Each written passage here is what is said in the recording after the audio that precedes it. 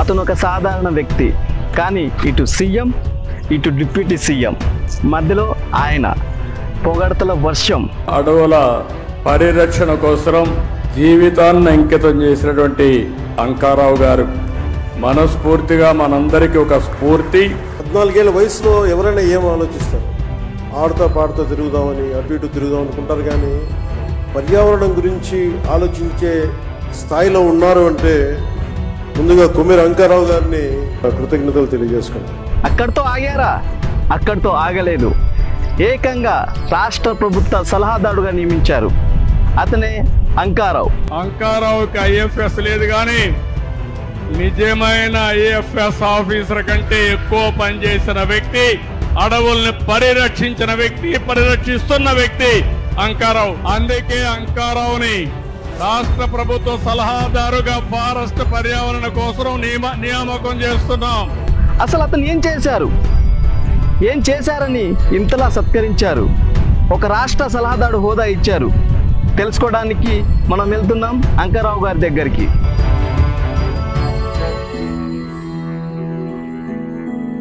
ఈ అడవుల గురించి మీకు ఎప్పుడు మమకారం పెరిగింది? అసలు ఇంత జ్ఞానోదయం మీకు ఎప్పుడు కలిగింది? ఎందుకు కలిగిందండి? ఒకరోజు ఒక పక్షి ఒక పగిలిన సీసా పెంకు, ఆ సీసా పెంకులో వ్యర్థాలు నీళ్లు ఉన్నాయి. పక్షి ఆ నీళ్లు తాగటం నేను చూసా. తాగితే అది తర్వాత కొంతకాలంకి అది చనిపోయింది. మరుసటి రోజు అట్లా. అంటే అప్పుడు మనకేందంటే ఆ పక్షి చనిపోయింది సరే, అడవిలో మనసు చలించిపోయింది. తర్వాత ఇది ఎందుకు చనిపోయింది? ఆ నీళ్లు తాగటం వల్ల. అదే ఆ సీసా పెంకులా అది చనిపోయేది కాదు కదా, మనం కనిపించింది ఒక పక్షి, ఎలాంటి ఎన్నో పక్షులు చనిపోయి ఉంటాయి కదా అని ఒక ఆలోచన. కాబట్టి ఈ సీసా ఇక్కడ లేకుండా తీసేయాలి అని ఆ సీసా తీసేసి నేను అడవి బయట పడేసాను. పోస్ట్ గ్రాడ్యుయేట్ అయి ఉండి, మీ అమ్మ నాన్నలు చాలా కడు పేదరికంలో ఉండి, మీరు జాబ్ చేయకుండా కేవలం ఈ అడవి కోసమని, ఈ పక్షుల కోసమని, ఈ పర్యావరణాన్ని కాపాడాలని చెప్పేసి తిరుగుతుంటే మీ అమ్మ ఏ రోజైనా ఎందుకురా ఇలా తిరుగుతున్నావు అని అడిగిందా సార్? నా కోసం నేను బతకాలనే ఆలోచన నాకు ఏ రోజు లేదు. నేను పుట్టింది ఈ భూమి ఒక పరిరక్షణ కోసం, ప్రకృతి కోసం అని చెప్పి నాకు నేనే నిర్ణయించుకున్న. చిన్నతనం నుంచి కూడా ఒక రకమైన ఆలోచన, ప్రకృతిని పరిరక్షించాలి, ప్రకృతి భావితరాల వరకు ఉపయోగపడాలి, మనం అందరం వెళ్ళిపోవాల్సిన వాళ్ళమే, ప్రకృతి బాగుంటే దేశం బాగుంటుంది, ఈ ప్రపంచం బాగుంటుంది అనే ఒక చిన్న ఆలోచన. మీరు ఒకానొక టైంలో అడవి కాలిపోతుంటే అంత డేర్ ఎందుకు చేస్తున్నట్టు? డేర్ ఏం లేదండి. ఇప్పుడు ఒకసారి చిన్నప్పుడు మా ఇల్లు ఒకసారి కాలబడిపోయింది. అంటే ఆ గుడిసె నిర్మించుకోవడానికి మళ్ళీ మాకు జీవితంలో మాకు సాధ్యమవుద్ది అనే ఒక భయం, పేదరికం. కానీ అడవి నిర్మాణం అనేది అది ఎంత కష్టం. 84 లక్షల జీవరాశులకి అడవి ఆవాసం.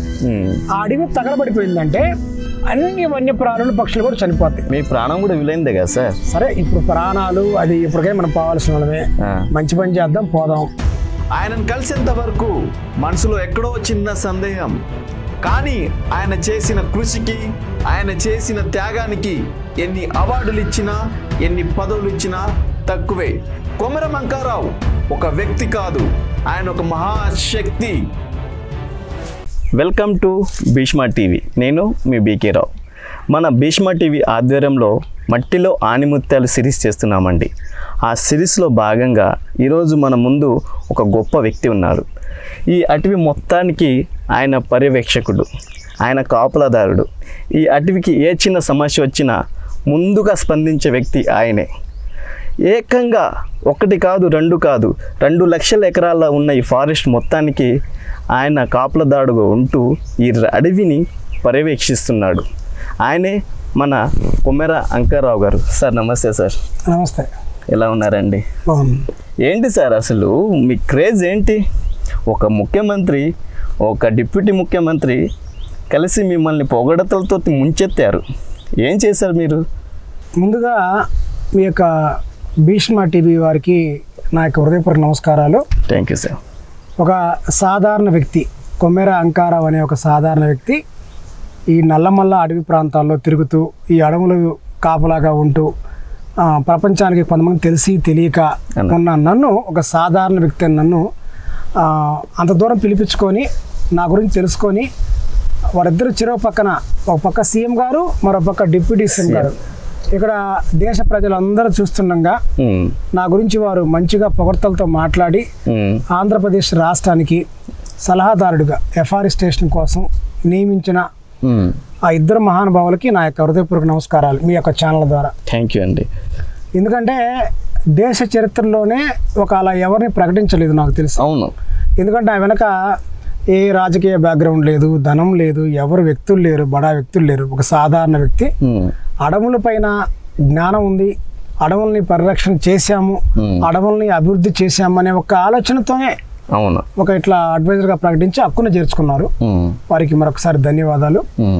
ఇప్పుడు నేనేంటంటే నా పేరు కొమెర అంకారావు, నాది కారంపూడి గ్రామం, కారంపూడి మండలం, పల్నాడు జిల్లా, ఉమ్మడి గుంటూరు జిల్లా, ఆంధ్రప్రదేశ్.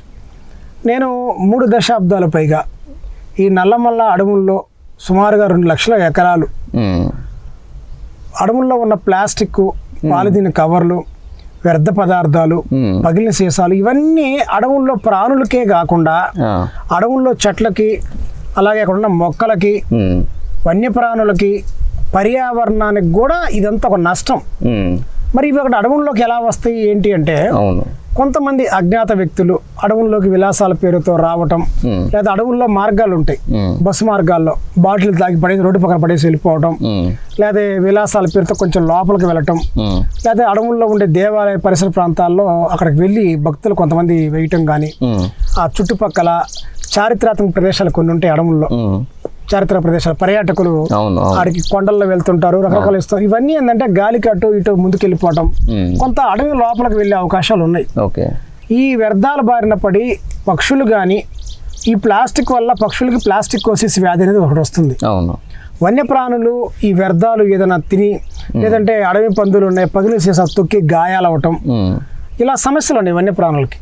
తర్వాత ఈ ప్లాస్టిక్ ఒక పాలిథిన్ కవర్ ఉంది, వర్షం పడింది అనుకోండి, నీళ్లు పైనే ఆగిపోతాయి, భూమిలో ఇంకితేనే కదా పర్యావరణం, ప్రకృతి బాగా వృద్ధి అయ్యేది, పైనే ఆగిపోవటం. ఆ నీళ్లు ప్లాస్టిక్ లో ఎన్నో రోజుల పాటు ఉండటం వల్ల అక్కడ అది అంతా ఒక విష రసాయనాలు విడుదల చేయటం, అవి ఏదన్నా పక్షులు తాగితే ప్లాస్టికోసిస్ రావడం, ఇలా సమస్యలు ఉన్నాయి. ఇలా నల్లమల్ల అడవిని ఈ పట్టి పీడిస్తున్న ఈ ప్లాస్టిక్, పాలిథీన్ కవర్లు, పగిలిన సీసాలు, వీటిని ఏరి అడవి బయటకు తీసుకొచ్చి సూక్ష్మ కోణంలో పరిశీలించి చెట్లల్లో ఇరుక్కుపోయిన వాటిని తీసి అడవి బయటకు తీసుకొచ్చి నాశనం చేయటమే నా పని. అంటే ఏంటి సార్ మీరు చెప్తుంటే అసలు నా మైండ్ మొత్తం పోతుంది.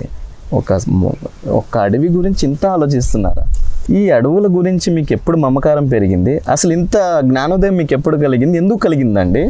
ఎందుకు కలిగిందంటే నాకు 11 ఏళ్ళ వయసు ఉన్నప్పుడు, 11 ఏళ్ళ వయసులో అప్పుడే ఏంటంటే చిన్నపిల్లలు ఆడుకుంటూ కాస్త ఇంటి నుంచి బయటకు వెళ్తున్న రోజులు అవి. మా ఊరికి కారంపూడికి ఊరి చివర మా ఇల్లు, మాదే చివర గుడిసి ఉండేది. అప్పుడు మా ఇంటికి 100 మీటర్ల దూరంలో నాగార్జున సాగర్ కుడి కాలువ ఉండేది. దానికి 100 మీటర్ల దూరంలో చిన్న కాలువ ఉండేది, దాని పక్కనే అడవి ఉండేది. 30 ఏళ్ల క్రితం సంగతి నేను చెప్పేది. ఇప్పుడంటే అక్కడ అన్ని ఇల్లులు ఏర్పడ్డాయి, చిన్న చిన్న కాలనీలు ఏర్పడ్డాయి. ఆ రోజుల్లో మొత్తం అడవే, ఊరు దాడితే అడవే. మొత్తం అడవిలోనే ఉన్నారు మీరు? అడవిలోనే ఉన్నాం. ఈ యొక్క గుడిసె నుంచి చిన్నగా అందరూ చెప్పుకుంటా ఉంటారు, కాలువ దాటి పెద్ద కాలువ దాటి వెళ్తే జానకాయలు ఉంటాయి, కలియకాయలు ఉంటాయి, తునిక్కాయలు ఉంటాయి. అంటే ఆ రోజుల్లో కాయలు తినటం అనేది ఒక గొప్ప విషయం, అన్నమే లేదు ఆ రోజుల్లో.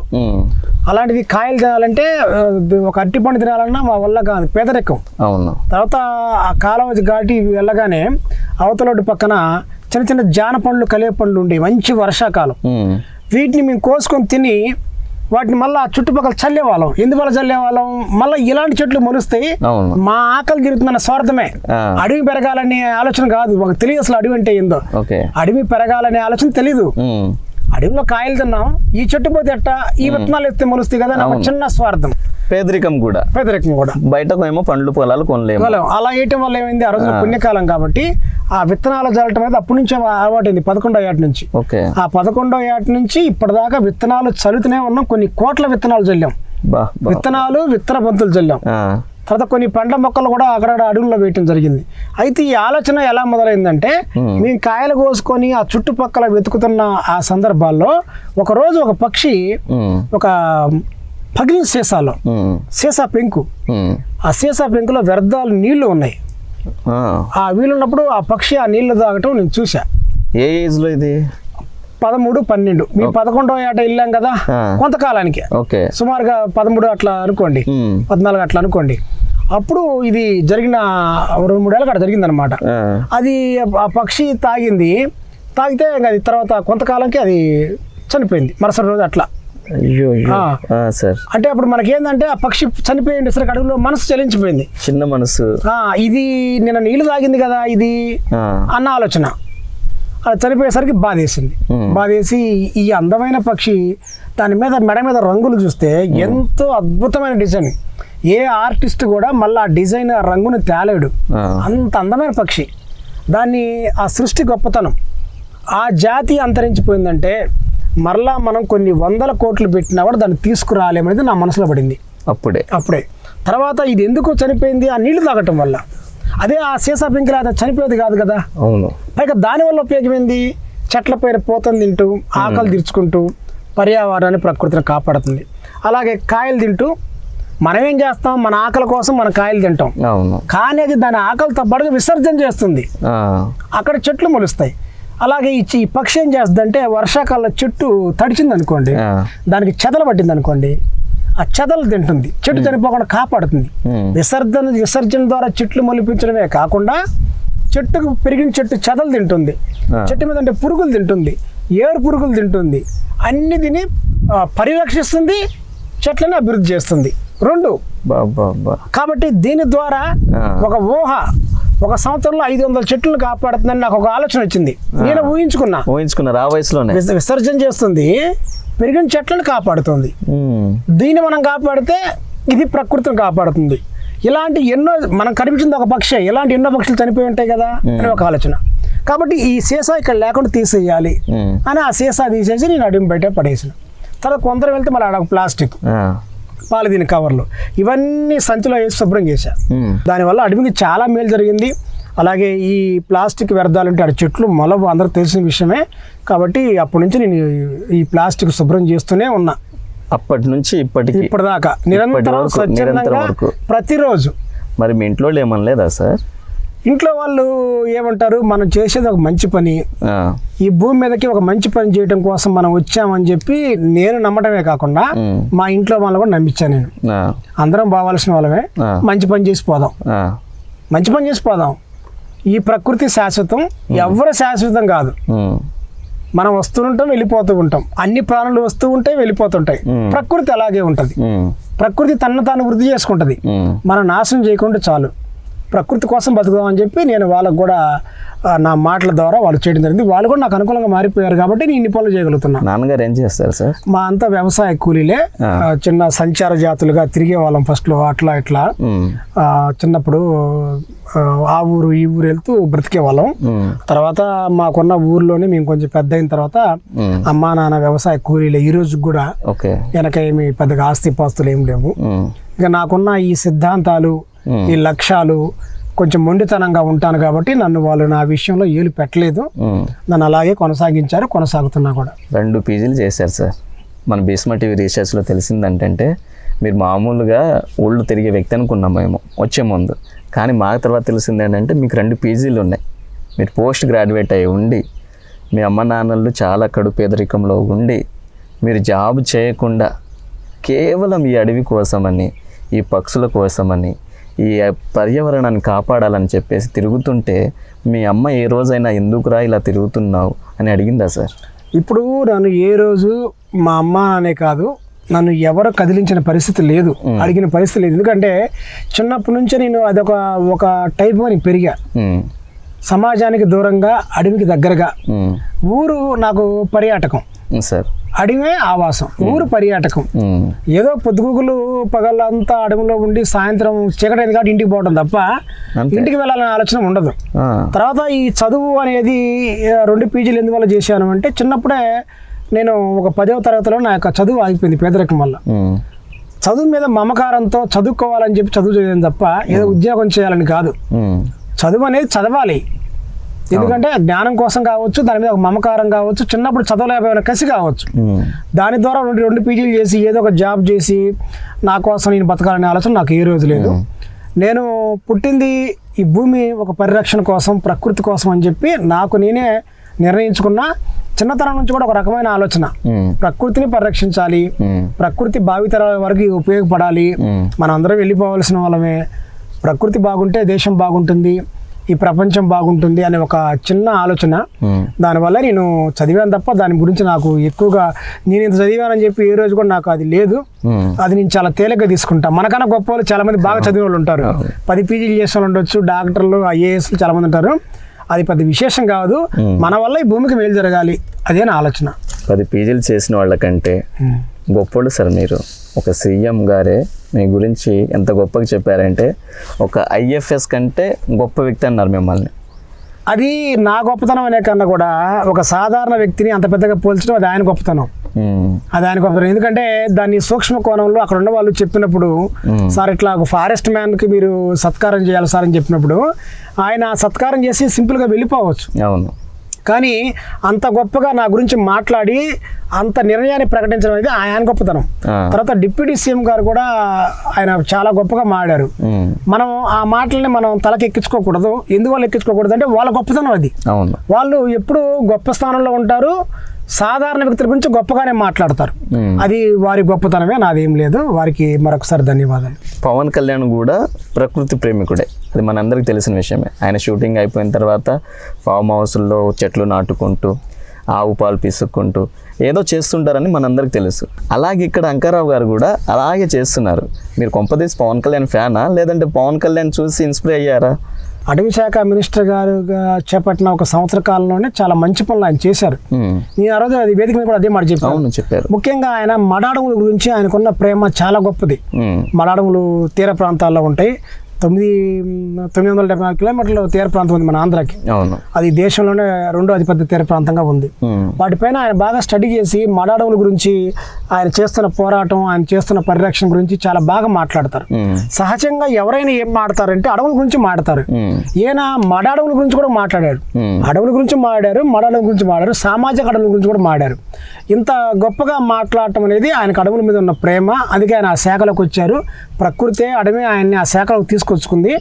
ఆయన చేసే పనులకి నేను మంచి అభిమాని. అయితే మిమ్మల్ని ప్రభుత్వ సలహాదారుడుగా స్టేజ్ మీదే ప్రకటించారా, లేదంటే మీకు అలా ప్రకటిస్తారని ముందే తెలుసా సార్? నాకు అలా ప్రకటిస్తారని తెలీదు. నాకేంటంటే ఇట్లా సీఎం గారు, డిప్యూటీ సీఎం గారు పక్కన కూర్చునే అవకాశం నీకు వచ్చింది. ఇన్నాళ్ళు నువ్వు పడ్డ కష్టం వెలుగులోకి రాబోతుంది. సీఎం గారు వాళ్ళిద్దరు నీకు సత్కారం చేస్తారని నాకు చెప్పారు. ఇక నేను చాలే అనుకున్నా. వాళ్ళిద్దరు సత్కారం అంటే అది జన్మ ధన్యం. దీని ద్వారా నేను మంచి పనులు చేయడానికి నాకు అవకాశం దొరికిందని చెప్పి నేను ఆనందంగా వెళ్తే, తర్వాత వాళ్ళు ఏం చెప్పారంటే వాళ్ళకి సత్కారం చేస్తారు, నీకేమైనా కావాలంటే నువ్వు అడుగు అంటే నేను చెప్పాను నాకేం అవసరం లేదు. అడవికి సంబంధించిన చట్టాలు తయారైతే చాలు, అడవుల అభివృద్ధి అయితే చాలు, ఆ దిశగా నేను మాడడం అంటే మాడతాను అంటే సరే నువ్వు వాళ్ళు ఏదైనా నీకేం కావాలన్నప్పుడు ఈ విషయాన్ని చెప్పు అన్నారు. నేనేం చెప్పారంటే అడవులకి ఏం కావాలో నేను చెప్తాను అని చెప్పా. తర్వాత వెళ్ళగానే వాళ్ళు నా గురించి తెలుసుకొని నా పేరు ఇట్లా యాంకర్ గారు చెప్పగానే వాళ్ళు నాకెళ్ళి ఒక గొప్ప వ్యక్తిని చూసామన్నట్టు నాకెళ్ళి చూశారు.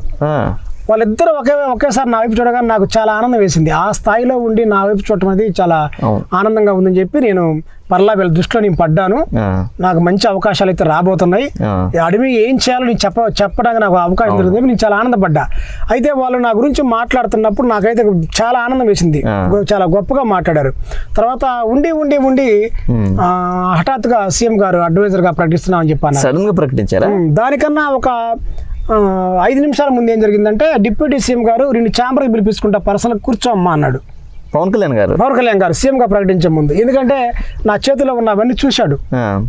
నేషనల్ మీడియా నా గురించి రాసిన అవన్నీ చూశాడు. ఆయన చూసి ఆశ్చర్యపోయాడు. ఆయన టైమ్స్ ఆఫ్ ఇండియా అరటావు రాసింది నా గురించి, the meet Andhra's forest man అని. ద వీక్ మ్యాగజైన్ 4 పేజీలు రాసింది. తర్వాత చిరంజీవి గారు 2009లో నన్ను ఆయన అభినందించాడు. ఆ ఫోటో చూశాడు ఆయన. 2010 ఏళ్ల క్రితం చిరంజీవి గారు అప్పుడే అభినందించాడా అని చెప్పి, ఇతను చాలా కాలం నుంచి ఇందులో ఉన్నాడు, పాప ఇతను గుర్తింపు లేదనే భావన ఆయనలో ఏర్పడింది పవన్ కళ్యాణ్ గారిలో. చిరంజీవి గారు నన్ను కౌగిలించుకున్న ఫోటో చూశాడు, చూపించాను స్టేజ్ మీద.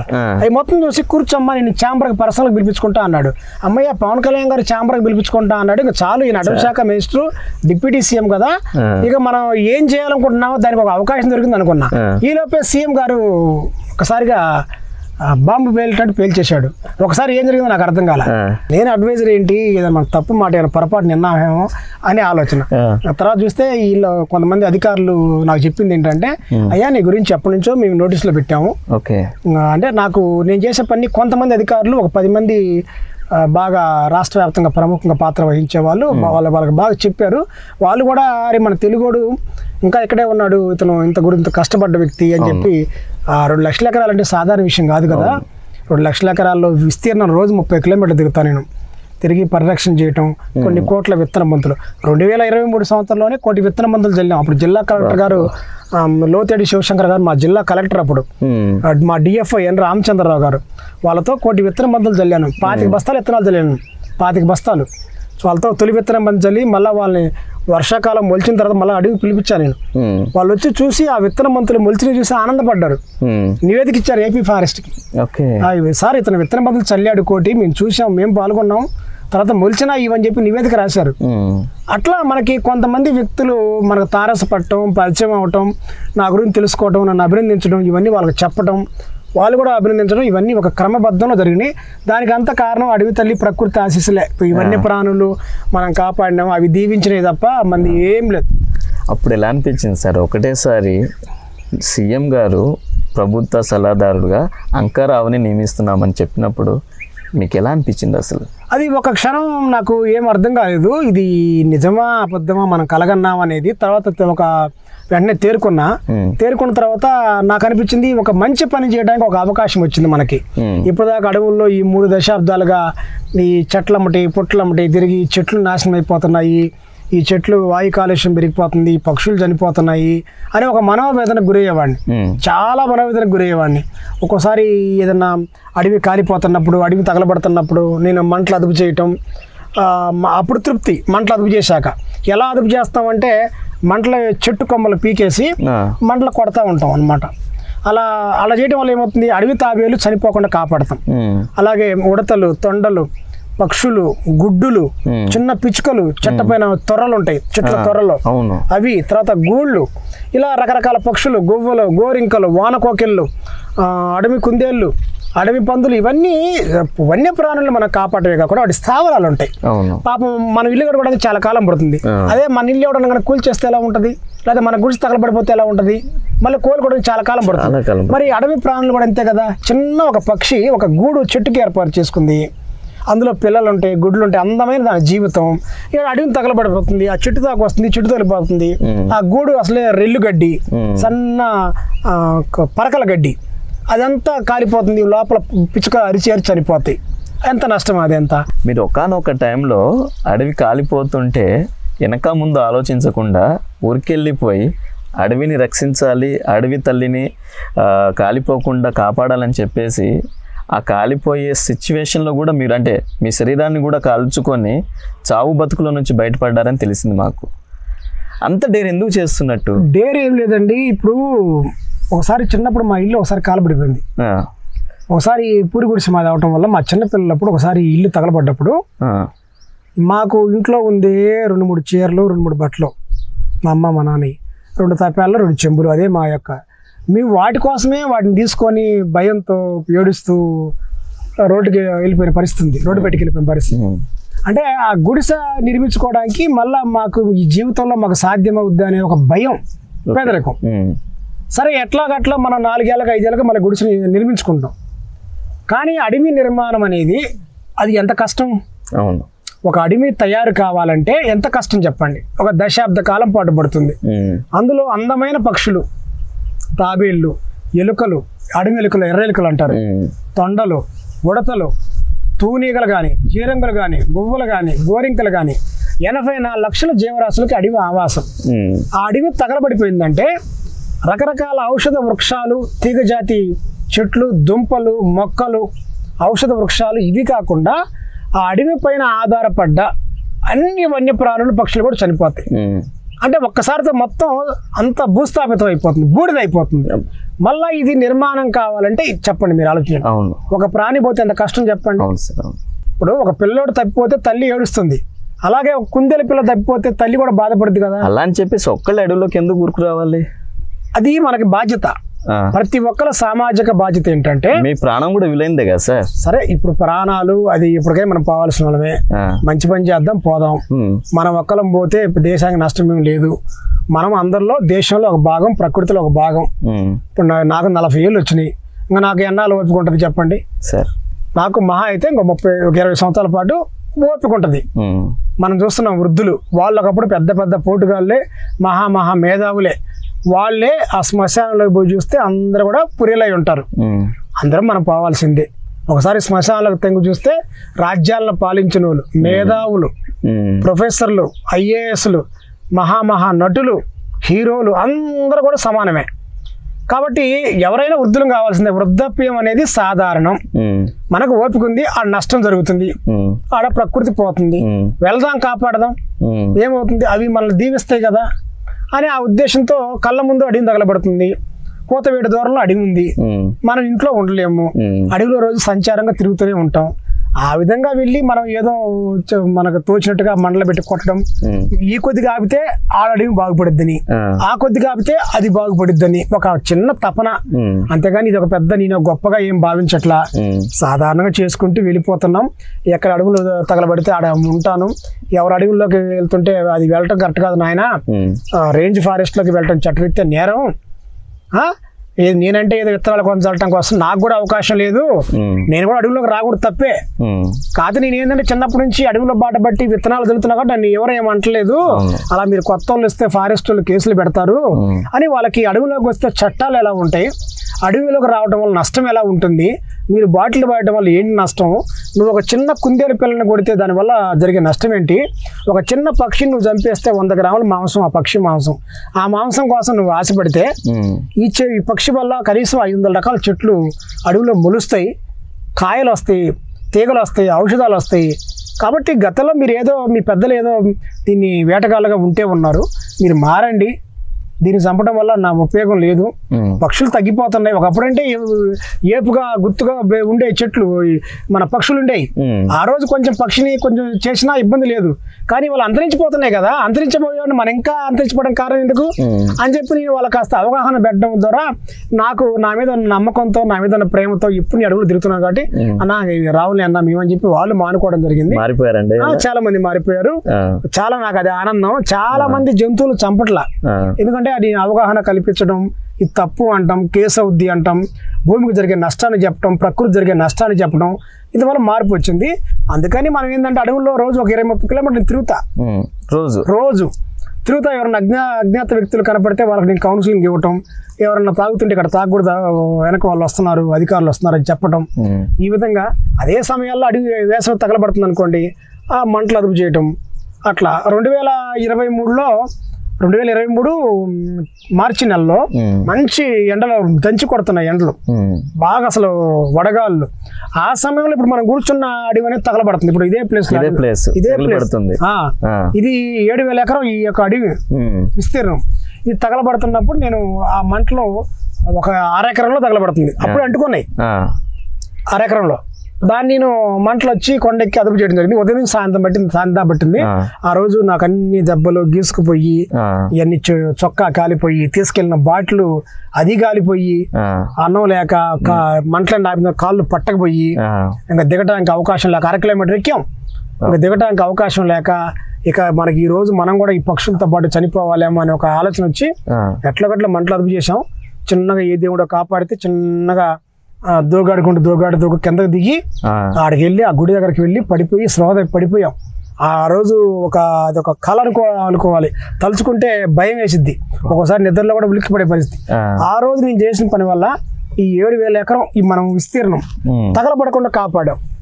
అది తృప్తిని ఇచ్చింది. దాని ద్వారానే ఇప్పుడు ఇంత దూరం నేను వచ్చానంటే కారణం నేను చేసిన కొన్ని పనులలో ఇదొక మంచి పని. ఆ రోజు ఆ 7,000 ఎకరం దీవించిందేమో, అందుకే ఎంత దూరం వచ్చానేమో అడ్వైజర్, కానీ నాకు అది ఒక అనిపిస్తూ ఉంటుంది అప్పుడప్పుడు. అది ఒకవేళ ఆ రోజు ఏమైనా జరిగి ఉంటే అని ఊహించుకుంటే ఏమైనా అనిపిస్తుంది సార్? ఇప్పుడు ఆ రోజు ఆల్మోస్ట్ దాదాపుగా నేను నమ్మకం వదిలేసుకున్నా ప్రాణం మీద. దాదాపుగా అయిపోయింది, ఇక దడ వచ్చేసింది, ఇంకా నా పని అయిపోయింది, గొంతు ఎండిపోయింది, గుటకబడతలేదు. తర్వాత దడ వచ్చేసింది, కాలు చేతులు పట్టకపోయినాయి, ఒళ్ళంతా కాలిపోతుంది, వడదెబ్బ తగిలింది, ఎండకి మంటల సెగ తగిలింది, అక్కడక్కడ దెబ్బలు, చెప్పులు తెగిపోయినాయి, కాళ్ళల్లో ముళ్ళు గుచ్చుకున్నాయి, కంప చెట్లు మొత్తం గీసుకుపోయినాయి, కిందకి దిగే ఓపిక లేదు, కింద చూస్తే ఎక్కడో నేల ఏడో కింద ఉంది, నడవడానికి అవకాశం లేదు, చేతిలో కర్ర లేదు, చెప్పులు లేవు, గుటక పడతల్లా ముందు గుటక పడతల్లా అసలు ఏదైనా ఒక ఆకు నవ్వి నీళ్ళు పసర తాగుదాం అన్నంత ఆలోచన వస్తుంది. చిన్నగా దోగాడుకుంటూ అడుగడుక్కి దండం పెట్టుకోవడం, అడుగు తల్లికి అడుగడుక్కి దోగాడుకుంటూ నన్ను కాపాడమ్మా అనుకోవడం, నన్ను కాపాడితే నిన్ను మళ్ళీ జీవితాంతం కాపాడుతానమ్మా అనుకోవటం లోపల, నన్ను కాపాడితే నిన్ను కాపాడతా, మళ్ళీ ఇంకా కాపాడుతానమ్మా అంటాం. అట్లా ఈ పక్షులు దండం పెట్టుకోవటం, మిమ్మల్ని కాపాడిన నిన్ను కాపాడండి అయిపోయింది. భయం వచ్చేసింది, అలా వెళ్ళిపోయి కింద పడిపోయి అసలు అది తలుచుకుంటేనే అది మామూలు లేదనమాట.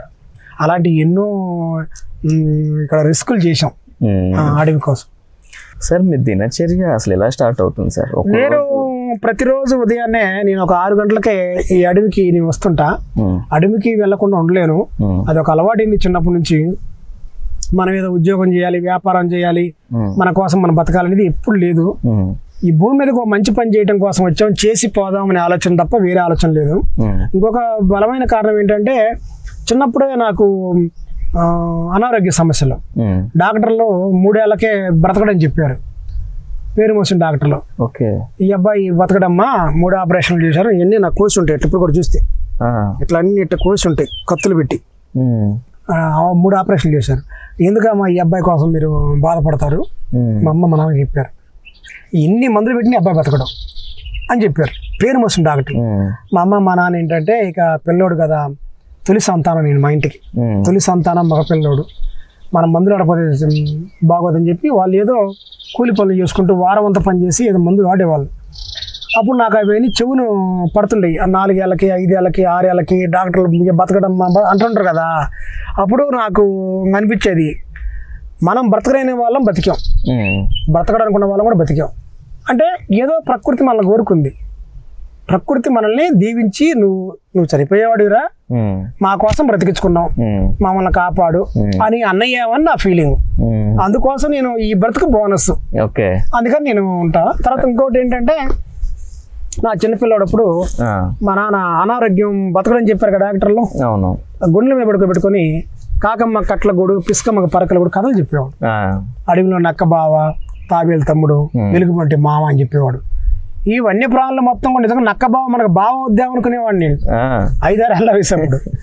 ఆ రకంగా వాడి మీద ప్రేమ, మన కుటుంబ సభ్యులే. అడవి మన ఇల్లు, అందులో ఉన్న వన్యప్రాణులు మన కుటుంబ సభ్యులు, అందులో ఉన్న చెట్లు అవన్నీ మన యొక్క బంధువులు అని భావించేవాళ్ళం. ఇదొక కారణం అడవి మీద మమకారం కలగడానికి.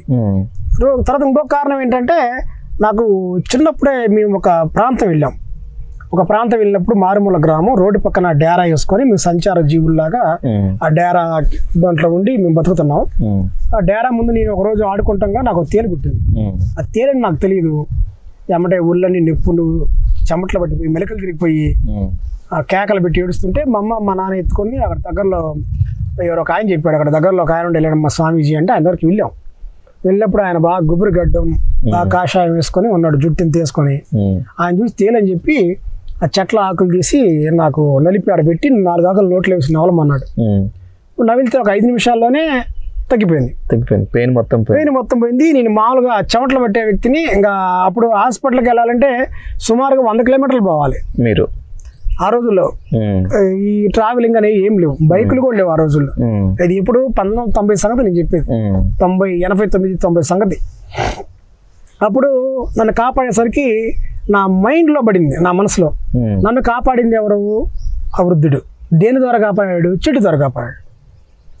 ఓహో, చెట్లుంటే మనం బాగుంటాం అనే ఆలోచన. అందుకని నా బీజం పడ్డానికి ఇదొక కారణం. ఇలా అన్ని కారణాలు ఒకటే కాదు, మా నాన్న చెప్పిన కథలు కానీ, ఆ తేలు కానీ, అడేం పంది, నక్క తమ్ముడు, ఎలుగుబంటి మామ, ఈ కారణం కానీ, అడేం మా గుడిసి తగలబడితే అడవి తగలబడుతున్నప్పుడు మా ఇల్లు లాంటిదే కదా అని చెప్పి ఈ కారణం కావచ్చు. మాకు ఆకలిస్తే మేము పండ్లు తింటున్నాం కదా, ఈ పండ్లు పోతే ఆకలి ఇబ్బంది పడతాం కదా అని చెప్పి మళ్ళీ వాటిని చల్లటం, ఇలా రకరకాల కారణాలు. ఏదేమైనా సరే నేను ప్రతిరోజు ఉదయాన్నే అడవులోకి వెళ్ళి సాయంత్రం దాకా అడవుల్లో పనిచేస్తూ ఈ ప్లాస్టిక్ పేరుతూ, ఔషధ మొక్కలను గుర్తిస్తూ, ఆ విత్తనాలు మరో చోట చల్లుతూ, ఇలా అడవుల వృద్ధి కోసం నేను పనిచేస్తూ ఉంటాను. అంకారావు సార్, మీరు ఇంత చేస్తున్నారు కదా, మీకు ఈ టైం ఎలా సరిపోతుందో మాకు అర్థం కావట్లేదు. అసలు మీ దినచర్య ఎలా స్టార్ట్ అవుతుంది సార్ రోజు? నేను ప్రతిరోజు ఉదయాన్నే 6 గంటలకి అడవి బాటైతే పడతాను. అడవిలోకి వెళ్ళేసరికి 6:30 అట్లా అవుతుంది. ఒక్కోసారి అడవుల్లోకి చాలా పెందలకాడే, అంటే అడవుల్లోకి వెళ్ళినాకే సూర్యోదయం అవుతుంది. అవును. అలా తర్వాత సూర్యాస్తమయం దాకా అడవుల్లో ఉంటా. అయితే ఈ రోజులో నేను ఏం చేస్తుంటానంటే అడవుల్లో యొక్క ప్లాస్టిక్ వ్యర్థాలు ఏరి పడేయటం, అవి అడవి బడి దిగొచ్చి పడేయటం, నాశనం చేయటం అలా జరుగుతుంది అనమాట. తర్వాత అడవుల్లోనే 20-30 కిలోమీటర్ తిరగటం, అక్కడ ఎవరైనా అజ్ఞాత వ్యక్తులు కనిపిస్తే వాళ్ళకి అడవుల యొక్క గొప్పతనాన్ని చెప్పడం, అడవుల్లోకి రాకూడదు అని చెప్పడం. నేను కూడా రాకూడదు నాయన, కాకపోతే నేను ఏంటంటే విత్తనాలు చల్లడం కోసం వస్తున్నా కాబట్టి ఇది సమస్య. మీరు చెట్లు నరగడానికి, జంతువులు వేయడం కోసం రాకూడదు, తప్పు. అడవుల్లోకి విలాసాల పేరుతో రాకూడదు, ఇది ఒక పెద్ద కేసు అవుతుంది అవి చెప్పడం, కౌన్సిలింగ్ ఇవ్వడం వల్ల మార్పు తీసుకురావడం జరుగుతుంది. తర్వాత ఔషధ వృక్షాలు ఏదైనా ఉంటే వాటిని ఆ విత్తనాలు తీసి మళ్ళా చుట్టుపక్కల చల్లటం, ఎత్తైన కొండలు, గుట్టలు, కుంటలు, మైదాన ప్రాంతాల్లో అంటే ఔషధాలు చెట్లు వృద్ధి చేయాలని ఒక సంకల్పం, అలా చల్లటం చేస్తుంటాను. అదే వేసవి అనుకోండి, అడవులు ఎక్కడైనా కారుచిత్తూరు రేగుతుందో చూడటం, మంటలు ఒకవేళ మంటలు జరుగుతుంటే అక్కడికి వెళ్ళి మంటలు అదుపు చేయడం ఈ రకంగా ఉంటుంది. వర్షాకాలం అయితేనేమో మొక్కలు నాటడం, అలాగే తొలకరి జల్లు సమయంలో విత్తనాలు, విత్తన బంతులు చల్లటం ఎత్తైన కొండలు అవి ఎక్కేసి. తర్వాత శీతాకాలం సమయం ఉంటుంది. శీతాకాలం సమయం ఉంటే మనం అణువును పరిశీలించడం, వర్షాకాలంలో మనం చేసిన విత్తనాలు, చల్లిన విత్తనాలు ఎంత శాతం మొలిసాయి అనుకోవటం, ఈ విధంగా. తర్వాత ఔషధ మొక్కలు ఏమేమి ఉన్నాయి అన్ని రాసుకోవటం, వాటిని బయట ప్రపంచానికి తెలియపరచడం, అంటే ఇన్ని మొక్కలు మనం ఉన్నాయని చెప్పి చెప్తా. ఇలా ఉదయం నుంచి సాయంత్రం పని చేస్తూ ఉంటా. తర్వాత ఇది వారంలో 5 రోజులు ఈ పనే ఉంటుంది. ఇంకా 1-2 రోజులు నా చుట్టుపక్కల ప్రాంతాల్లోకి వెళ్ళి అక్కడ పాఠశాలలోకి వెళ్ళి ప్రకృతి పాఠాలు, అడవి పాఠాలు, ఔషధ మొక్కల గురించి అవగాహన, మీ ఇంట్లో ఏ మొక్కలు వేసుకోవాలి, సామాజిక అడవులు సృష్టించడం ఎట్లా, తేలిగ్గా విత్తన బంతులు తయారు చేయడం ఎట్లా, సీడ్ బాల్స్ అంటారు, ఇవి పిల్లలకు చెప్పడం. ఇలా ఇప్పుడు 2 తెలుగు రాష్ట్రాల్లో సుమారుగా ఇప్పటిదాకా 7,000 పాఠశాలల దాకా, అంటే 7,000 క్లాసులు పిల్లలకు చెప్పడం జరిగింది. ఇలాగా వారం మొత్తం, నెల మొత్తం, సంవత్సరం మొత్తం దినచర్య ఇదే పని. అడవి పిల్లలు చిన్నతనంలోనే మీరు ప్రకృతి గురించి గొప్పగా చెప్పుకుంటూ, ప్రకృతి మనం కాపాడుకోవాలని చెప్పుకుంటూ తిరుగుతున్నప్పుడు పిల్లల్లో ఎలా ఉండేదండి? మంచి మార్పు. ఎందుకంటే నాకు మా నాన్నగారు చిన్నప్పుడే కదా బీజం వేసింది. అవును. ఏదైనా బీజాలు చిన్నతనంలో పడాలి. అవును. అంటే మనం ఎలాంటి మాటలు చెప్తే పిల్లలకు తయారవుతారు. రెండోది తరగతి గది నుంచి ఏదైనా ప్రారంభం కావాలి. ఇల్లు ఎంత ఘనంగా ఉంటుందో పాఠశాల అంతే ఘనంగా ఉంటుంది పిల్లలకి. అలాగా పిల్లల మనసులో మనం ఇంట్లో చెప్పాలి, పాఠశాలలో చెప్పాలి. వారి మనసులో ప్రకృతి, అడవులు, చెట్లు, ఈ భూమి, పంచభూతాలు, గాలి, నీరు, నిప్పు, భూమి, ఆకాశం, వీటి యొక్క గొప్పతనాన్ని మనం వాళ్ళకి వర్ణించాలి. అలా వర్ణించడం ద్వారా వాళ్ళు ఏంటంటే పెద్దయ్యాక వాటి జోలి వెళ్ళరు, అంటే వాటిని నాశనం చేయాలనే ఆలోచన రాదు. ఇంకా వాళ్ళు వాటిని అభివృద్ధి చేయడం కోసం ప్రయత్నం చేస్తూ ఉంటారు. వ్యర్థాలు ఏర్పడతాడు. ఇప్పుడు నేను తిరుగుతున్న పాఠశాలలో ఎక్కడ కూడా ప్లాస్టిక్ వేయరాలు. నేను ప్లాస్టిక్ వాళ్ళ నష్టాలు చెప్పాను. వాళ్ళు ఒకరోజు నేను వెళ్తున్నప్పుడు పిల్లలు ఆ పాఠం చెప్పి మళ్ళీ తిరిగి మరుసటి రోజు అదే వెళ్తున్నప్పుడు వాళ్ళ యొక్క పాస్ బిల్ సమయంలో ఆ ప్లాస్టిక్ మొత్తం శుభ్రం చేస్తున్నారు. మీరు సక్సెస్ ఏంద్రా బాబు అంటే, సార్ నేను మీరు చెప్పారు కదా అంటున్నారు. తర్వాత ఒకరోజు నేను ఆ చెట్ల గురించి చెప్పి బయటకు వెళ్ళినప్పుడు మళ్ళీ వేరే పాఠశాలకి వెళ్ళి అదే పెడుతున్నప్పుడు ఒక 5-6 పిల్లలు చెట్ల దగ్గర పాదులు తవ్వుతున్నారు. ఏంటంటే చెట్టు ఎండిపోతుంది సార్, పాదు లేక అంటున్నారు. అట్లా నాకు ఆనందపడ్డ సందర్భాలు చాలా ఉన్నాయి. అసలు అది చాలా ఆనందపడ్డాను. అట్లా పిల్లలు చాలా మంది మొక్కలు నాటుతున్నారు. పుట్టినరోజుకి, పండుగ రోజుల్లో మొక్కలు నాటుతున్నారు. ముఖ్యంగా ఆదివారం సెలవు దినాల రోజుల్లో కొంతమంది అజ్ఞాత వ్యక్తులు పాఠశాలలోకి వెళ్ళి రకరకాల అసంఘిక కార్యక్రమాలు చేస్తుంటారు. ఆ సమయాల్లో కూడా పిల్లలు ఆదివారం పాఠశాలలో మనం బాగా చూసుకోవాలి, మిగతా రోజుల్లో కన్నా చెప్తాను నేను.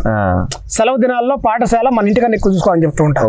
వాళ్ళు సెలవు దినాల్లో కూడా వెళ్ళి అక్కడ నీళ్లు పోయటం, అంటే ఆ చుట్టుపక్కల ఉన్న పిల్లలు, పాఠశాల దగ్గరలో ఉన్న పిల్లలు, ఆ రకంగా మంచిగా ఫలితాలు అనేవి వస్తున్నాయి. జై ప్రకృతి, జై ప్రకృతి పాఠశాల. మీకున్న కొంచెం అదే 1 ఎకరమో 2 ఎకరాలు ఉన్నాయండి మీకు, మాకు తెలిసింది. ఆ 2 ఎకరాలు కూడా మీ సొంతానికి వాడుకోకుండా మీరు పక్షుల కోసం జొన్నలు, రాగులు వేసేసి పక్షుల కోసం వదిలేస్తున్నారంట కదా సార్? 1 ఎకరం నాకుంది. దాంట్లో ఏంటంటే వాస్తవంగా నాకు జీవనాధారం అదే. నేను దాన్ని కూడా ఏంటంటే పక్షులకి వీటికి రామచిలుకలకి రామచిలుకలు ఎక్కువ ఉంటాయి, పక్షులు ఎక్కువ ఉంటాయి, గిజ్జిగాడు పక్షులు ఎక్కువ ఉంటాయి. వాటి కోసం సజ్జ జొన్న పంట కలిపేస్తుంటా. ఒక సంవత్సరం జొన్న వేస్తా, ఒక సంవత్సరం సజ్జ వేస్తా, తర్వాత సంవత్సరం మళ్ళీ 2 కలిపేస్తా. ఎందువల్లంటే పెద్ద పక్షులకేమో పెద్ద పక్షులు ఉంటాయి కదా, వాటికోసారి జొన్న పెద్ద విత్తనాలు, మరి చిన్న గిజ్జిగడ ఉంటాయి కదా అవి పెద్ద పెద్ద విత్తనాలు కష్టం కదా వాటి జీర్ణశక్తికి. ఈ రాగులు సజ్జ ఇవి అనుకోండి అవి ఇష్టంగా తేలిగ్గా తింటాయి. చిన్న చిన్న పక్షులకి చిన్న గింజలు, పెద్ద పక్షులకి పెద్ద గింజలు అలా కలిపేస్తాయి. మరి అవి తింటున్నప్పుడు ఎలా అనిపిస్తుంది సార్? చాలా ఆనందం, కడుపు నిండిపోయింది. మనం గనక ఉదయాన్నే వెళ్ళామంటే 6 గంటల్లో మనం పొలంలోకి వెళ్ళాలా. మంచి శీతాకాలం సమయంలో కొన్ని వందల పక్షులు తింటా ఉంటాయి కంకుల మీద కూర్చొని. భలే ఆనందం. మనం ఆ రోజు ఇంకా తృప్తిగా కడుపు నిండిందనే భావన. తర్వాత సాయంత్రం పూట మళ్ళీ వెళ్ళాలా. ఉదయం సాయంత్రంలో పక్షులు పడి తింటా ఉంటాయి. అవి తింటే చాలా చాలా ఆనందంగా ఉంటుంది. ఇంకా నాకు అనిపిస్తుంది అసలు ఎక్కువ పొలం ఉంటే ఇంకా బాగుండేదేమనే ఆలోచన నాకు అప్పుడు అనిపించేది. సరే ఉన్నదానే చేసుకుంటూ వెళ్తూ ఉన్నాం. అసలు మీ మాటలు వింటుంటే మీరు మహా ఋషి అనాలో లేదంటే ఏమనాలో నాకేం అర్థం కావట్లేదు సార్. ఇక్కడితో ఆగారా అంటే ఇక్కడితో కూడా ఆగలేదు మీరు. ఏదో వాగులో చెత్తలు ఉన్నాయని, ప్లాస్టిక్లు ఉన్నాయని ఒక ప్రభుత్వాలు ఒక ఎన్జిఓ చేయాల్సిన పని మళ్ళీ వెళ్ళి ఆ వాగుని ఆ నదిని కూడా ఏరుతున్నారంట. అంటే ఇక్కడ ఏంటంటే పర్యావరణం అడవులే కాదు, ప్రకృతిలో భాగం అడవులు. ఈ అడవులే కాకుండా మడ అడవులు ఉంటాయి తీర ప్రాంతాల్లో, సామాజిక అడవులు ఉంటాయి అంటే గ్రామాల్లో పట్టణాల్లో, నదులు వెళ్తూ ఉంటాయి. ఇక్కడ మన వాళ్ళు ఏం చేస్తున్నారు, కొంతమంది తెలిసి తెలియక అక్కడ ప్లాస్టిక్ వ్యర్థాలు ఇస్తూ ఉంటారు. నదిలో ఈ తాబేళ్ళు ఉంటాయి. ఈ తాబేలు ఈ భూమి మీద ఎక్కువ కాలం బతికే ప్రాణుల్లో తాబేలు ఒకటి. తాబేలు నీటిని శుద్ధి చేస్తుంది కాబట్టి పూర్వకాలంలో మన పెద్దల బావుల్లో తాబేళ్ళు వేస్తారు, నీటిని శుద్ధి చేస్తుందని చెప్పి. అలాగే నదుల్లో తాబేళ్ళు, లేదా పాలిథిన్ కవర్లు, ప్లాస్టిక్లు ఆ చుట్టుపక్కల సమీప గ్రామాల్లో నదులు వేస్తున్నారు. ఇవన్నీ పోయి సముద్రాలు కలుస్తుంటాయి. సముద్రంలో జలచరాలకి ప్రాణహాని. దానివల్ల సముద్ర జలాలు కలుషితం కావటం, రకరకాల నష్టాలు, కష్టాలు, సమస్యలు వస్తూ ఉంటాయి. అలాగే నదులు కూడా అంతే. ఏదైనా మనం ప్రకృతిని, పర్యావరణాన్ని కాపాడుకోవాలి అనే ఉద్దేశం. ఇప్పుడు చూడండి, నదుల పైన ఆధారపడ్డ ఎన్నో రకాల పక్షులు ఉంటాయి. నదుల పైన ఆధారపడి మీరు ఒక నదిలో వెళ్తున్నప్పుడు చూడండి, అక్కడ పాచి ఉంటే ఆ పాచి పైన అందమైన పక్షులు, కొంగలు ఎంత ముచ్చటగా ఉంటాయి. మన సరస్సుల్లో చూడండి, కొంటల్లో చూడండి, నీళ్ల పైన ఆధారపడి జీవిస్తూ ఉంటాయి. అవి చనిపోకూడదనే ఉద్దేశంలో ఈ అడవులే కాకుండా ఆ నదులు కూడా అప్పుడప్పుడు కృష్ణా నది, అది నాగిలేరు, ఈ ఉపనదులు, ఇవన్నీ కాలువలు కూడా శుభ్రం చేస్తుంటా. అది తప్పేం కాదు, మంచి పనే. ప్రకృతిని కాపాడటం మన యొక్క బాధ్యత. ఈ బాధ్యతలో ప్రతి ఒక్కళ్ళు కూడా అడుగు ముందుకేసుకుంటూ రావాలి. నది నాది కాదు కదా, అడవి నాది కాదు కదా, కాలం నాది కాదు కదా, నా ఇల్లే నాది, మిగతా వాడితో నాకు సంబంధం లేదనుకుంటే అది చాలా మన భ్రమ. కాబట్టి వాడటం కోసం ప్రతి ఒక్కళ్ళం కూడా తొలి అడుగు వేయాలి. అందరు రావాలనుకోవడం కాదు, మనమే ముందు వెళ్ళాలా. వాళ్ళే వస్తారు. మనం మాటలు చెప్తే ఎవరు మారరు. మనం మంచి పని చేయాలి, ఎదుటి వాళ్ళు చూడాలి, మారాలి, మారతారు. అలాగే మనం చేస్తున్నాం, వాళ్ళు చూశారు, మారారు, మారుతున్నారు, మారతారు కూడా. నాకైతే ఆ నమ్మకం ఉందండి. మంచి పనికి చావు ఉండదు, చెడ్డ పనికి చావు ఉంటుంది. ఎప్పటికైనా మంచి పనే ధర్మంగా ఉంటుంది, ధర్మం ఉందే అంతిమ విజయం. సార్, ఇప్పుడు మిమ్మల్ని రాష్ట్ర సలహాదారుడుగా నియమించడంలో రాజకీయ జోక్యం ఏమైనా ఉందా? పవన్ కళ్యాణ్ మిమ్మల్ని, మీరు ఫ్యాన్ అని చెప్పేసి మిమ్మల్ని తీసుకెళ్ళి రాష్ట్ర సలహాదారుడుగా నియమించడానికి కొంతమంది అనుకుంటున్నారు. దాన్ని మీరు ఎలా అనుకుంటున్నారు? రాజకీయ జోక్యం అంటూ ఎవరిది ఏం లేదు. రాజకీయ ప్రోద్బలం, రాజకీయ అండదండలు అలాంటివి ఏం లేవు. అసలు నేను ఎవరో కూడా వాళ్ళకి తెలియదు. నా ప్రాంతం ఏంటి, నేను ఏంటి అని ఎవరికి తెలియదు వాళ్ళకి. కాకపోతే ఏంటంటే వాళ్ళ నోటీస్లో ఈ కొంతమంది ఉన్నతాధికారులు వాళ్ళకు నా గురించి చాలా గొప్పగా చెప్పారు, ఆధారాలు చూపించారు. వికీపీడియా కానివ్వండి, నేషనల్ మీడియా రాసిన అవన్నీ కానివ్వండి, వాళ్ళకి చెప్పారు. దానికి వాళ్ళు ఏంటంటే ఇన్స్పైర్ అయ్యారు బాగా. అరే మన తెలుగువాడు ఇలాంటి ఒక వ్యక్తి ఉన్నాడా? BBC Telugu, BBC Tamil, the week magazine, times of ఇండియాలో అరటావు రాశారు. తర్వాత నేషనల్ వైడ్ గా ఉన్న కొన్ని వెబ్సైట్లు, అంతర్జాతీయంగా వెబ్సైట్లు, మన తెలుగు మీడియా అన్ని, సాక్షి, ఈటీవీ, ఆంధ్రజ్యోతి అన్ని కూడా నా గురించి డాక్యుమెంటరీ చేసినాయి. ఇవన్నీ వాళ్ళు చూసినప్పుడు వాళ్ళు అరే ఇంత చరిత్ర ఉంది ఇతనికి, ఇన్ని సంవత్సరాలు చేశాడు, ఏ వృత్తి వ్యాపారం లేకుండా అని చెప్పి వాళ్ళు ఇద్దరు సంయుక్తంగా ఆనందపడి సంయుక్తంగా తీసుకున్న నిర్ణయం. అందులో ఒకళ్ళు ఇద్దరు కాదు, వాళ్ళు చాలా గొప్ప చెప్పారు అధికారులు వాళ్ళకి. సార్ మన తెలుగు వాడు అవటం వల్ల ఇక్కడ ఉన్నాడు సార్, లేదంటే ఎక్కడికి తెలుగు వాడు కాకుండా చాలా దూరం వెళ్ళేవాడు సార్ ఇతను అని చూస్తే వాళ్ళు చూసి నిజంగానే వాళ్ళు ఆనందపడిపోయి మన వాడిని మనం ఎంకరేజ్ చేసుకుందాం, మన తెలుగువాడు ఒక పర్యావరణవేత్తగా ఉన్నాడు, మన తెలుగువాడు అని చెప్పి వాళ్ళు ఆ మమకారంతో. పైకి ఇంకోటి ఏంటంటే ఇలాంటి వ్యక్తికి ఒక మంచి బాధ్యత అప్పచెప్పినప్పుడు అద్భుతంగా పనిచేస్తాడు, కష్టపడతాడు. ఇతను పడే కష్టానికి మనం సహాయంగా ఉందాం అనే ఆలోచన తప్ప ఇక వేరే ఆలోచన ఏం లేదు. ఇతను కష్టపడుతున్నాడు, కష్టపడే తత్వం. అడవుల గురించి 3 దశాబ్దాలుగా ఒక పక్షి చనిపోతే పోరాడాడు. ఇలాంటి వాడికి మనం గనక ఏదైనా ప్రభుత్వం అండదండలుగా ఉంటే ఇతను ఆశయాలు నెరవేర్చుకుంటాడు, హరితాంధ్రాన్ని చేయగలుగుతాడు, ప్రకృతి కోసమే పనిచేస్తాడు అని చెప్పి వాళ్ళు బలంగా నమ్మారు. నా యొక్క చరిత్రను చూసి సంయుక్తంగా చేసినవి తప్ప వేరే కారణాలంటూ ఏమి లేవు. మిమ్మల్ని విమర్శించే వాళ్ళని మీరు ఎలా సమాధానం చెప్తారు సార్? విమర్శలు ఎవరు విమర్శించరు, ఎందుకంటే మనం దేని గురించి మనం తప్పుగా మాట్లాడలేదు. మనం ఏం చెప్తున్నాం అంటే ప్రకృతిని కాపాడమని చెప్తున్నాం, భూమిని కాపాడమంటున్నాం. మీరు బాగుండాలి, మనం బాగుండాలి, మన పిల్లల కోసమే మనం చేస్తుంది. మీరు ఆ అజ్ఞానం వీడి ప్రకృతి వైపు రండి, అడవులు బాగు చేసుకుందామండి. ఒకప్పుడు మన గ్రామాల్లో బావుల్లో నీళ్లు తాగేవాళ్ళం, ఇవాళ భూగర్భ జలాలు లోపలికి వెళ్ళిపోతున్నాయి, ఫ్లోరైడ్ నీళ్లు తాగుతున్నాం, మన పిల్లలే బాధపడుతున్నారు అని చెప్పి చెప్పడం తప్ప వాళ్ళకి తెలియక ఏంటంటే అడవులు అంటే మనకు సంబంధించింది కాదు కదా, ఫారెస్ట్ వాళ్ళు ఉన్నారు కదా, మనకేం పని అనుకుంటారు. కానీ అడవుల్ని కాపాడటం ప్రతి ఒక్క ప్రాణి ప్రథమ బాధ్యత అని చెప్తూ ఉంటాను నేను. నన్ను విమర్శించే వాళ్ళు ఎవరు లేరు, అందరూ నన్ను అభిమానంగానే ఉంటారు. నాతో ఎవరు నువ్వు అంటే నువ్వే ఒక్కడే మంచివాడివా, నువ్వు ఒక్కడే అడవులు కాపాడతామే అని విమర్శించిన వాళ్ళు కానీ, నాకు ఎదురు పడ్డవాళ్ళు కానీ, తగులాడేవాళ్ళు కానీ ఎవరు లేరు. అందరూ నాతో కలిసి పనిచేస్తారు, నాకు సహాయంగా ఉంటారు, నన్ను ప్రోత్సహిస్తూ ఉంటారు, నా వెనక నడుస్తూ ఉంటారు, నాతో కలిసి పనిచేస్తుంటారు. ఏమో నాకు శత్రువు లేడు, నన్ను విమర్శించేవాడు అంత మంచి వాళ్ళే. ఏంటి సార్ మీ లక్ష్యం ఏంటి సార్? లక్ష్యం ఏంటంటే మన సీఎం గారు, డిప్యూటీ సీఎం గారు చెప్తున్న 2047 కల్లా 50% అడవులు మనకు వృద్ధి కావాలి అనేది నా లక్ష్యం. అలాగే సరికొత్త హరిత ప్రపంచం, హరిత లోకం సాధ్యం కావాలి. 84 లక్షల జీవరాశులు మరలా వృద్ధి అవ్వాలి. కాకుల దూరని కారడమి, చీమల దూరని చుట్టడమి మళ్ళా సాధ్యం కావాలి. పిలిస్తే వర్షం బలకాలి. ఒకప్పుడు పూర్వకాలంలో ప్రకృతి బాగున్న రోజుల్లో సమయానుకూలంగా వర్షాలు పడేవి. జూన్ మొదటి వారంలో ఆకాశం కలిసి చూస్తే వర్షం పడితే బాగుండంటే వర్షం రేపొద్దున పడేది. మళ్ళా ఆ సందర్భం మళ్ళీ రావాలి. అంతకు మించి నా లక్ష్యాలు ఏం లేవు. సాధ్యమవుతుంది అంటారా? ఖచ్చితంగా సాధ్యమవుతుంది. ప్రకృతికి హాని అనేది మనం చేయకూడదు. ప్రకృతికి మనం హాని చేస్తే అది మనకు హాని చేస్తుంది, ప్రకృతికి మనం మేలు చేస్తే అది మనకు మేలు చేస్తుంది.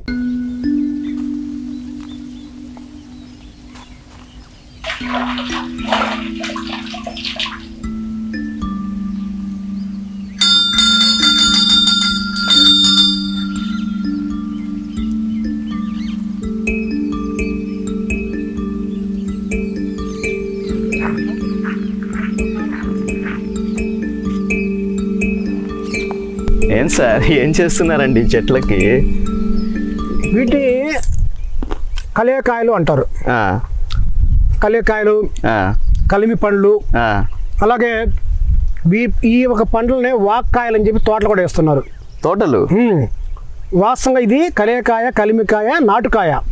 స్వచ్ఛందంగా ఈ కలుషితాలు లేకుండా అడవుల్లో పెరిగిన కాయలు అంటే పచ్చికాయలుగా ఉన్నాయి. ఇంకొక 10 రోజుల్లో పండుకాయలు ఎర్రగా ఉంటాయి, బఠానీ గింజలు అంత సైజులో ఎర్రగా ఉంటాయి. ఈ బాగా నలుపు రంగులో కూడా వస్తాయి. ఎరుపు రంగులో వచ్చినాయి కాస్త నలుపు రంగులోకి మారిపోతాయి. అప్పుడు మనం వీటిని ఏం చేయాలంటే నలుపు రంగులోకి వచ్చినప్పుడు వాటిని మనం తినాలి. తీయగా ఉంటాయి. ఇప్పుడు కొంచెం పుల్లగా ఉంటాయి. బాగున్నాయి. ఇప్పుడు పుల్లగా ఉంటాయి. కొంచెం ఎరుపు రంగు వచ్చి కొంచెం నలుపు రంగు రావాలి, అప్పుడు తినాలి. అంటే ఎందువల్ల వీటిని తింటారు అంటే గిరిజనులు అడవుల్లో, అడవి ప్రాంతాల్లో ఉండేవాళ్ళు ఇవే తిని ఆకలి తీర్చుకునేవాళ్ళు. ఇంకా వీటిపైన జీవనాధారంగా ఉండి వీటిని నమ్ముకొని వాళ్ళ కుటుంబాన్ని పొట్టబోసుకునేవాళ్ళు.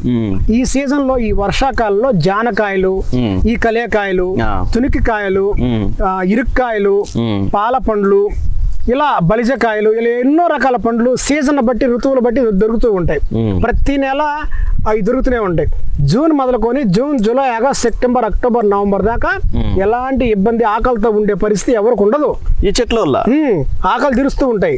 తర్వాత కొంతమందికి జీవనోపాధి, సార్ నమ్మశక్యం లేదండి. తర్వాత ఇది ఆకలి తెచ్చడమే కాకుండా ఈ ఆకులు అనేవి చర్మ రోగాలకు బాగా పనిచేస్తాయి. ఆకుల్ని రోట్లో వేసి బాగా దంచి వీటిని కొంచెం పసుపు కొబ్బరి కలిపేసి చర్మ రోగాల పైన రాస్తూ ఉంటారు. ఇంకా ఇది కొన్ని ప్రాంతాల్లో పొలాల కంచెలు వేస్తుంటారు. అంటే అడవి పందుల నుంచి బారిని కాపాడుకోవడానికి ఇవి గుత్తుగా పెరుగుతాయి వరుసగా. ఈ పదునైన ముళ్ళు ఉంటాయి కాబట్టి జీవాలు అడవి కుక్కలు కానీ పందులు కానీ కుందేలు కానీ లోపలికి పొలాల్లోకి వెళ్ళవు. ఈ రక్షణ కవచం లాగా ఉంటాయి. ఈ కలేకాయల చెట్టు అనమాట. చాలా రుచిగా ఉంటాయి. అవును.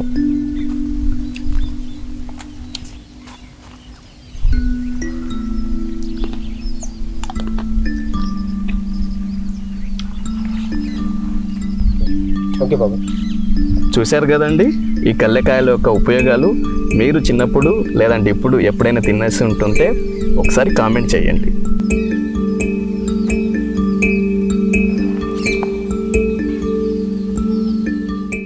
ఇప్పుడు మనం పర్యావరణంలో చూసుకున్నట్టయితే కొన్ని మొక్కల ప్రత్యేకతలని మీరు చెప్తూ ఉంటారు ప్రతిసారి.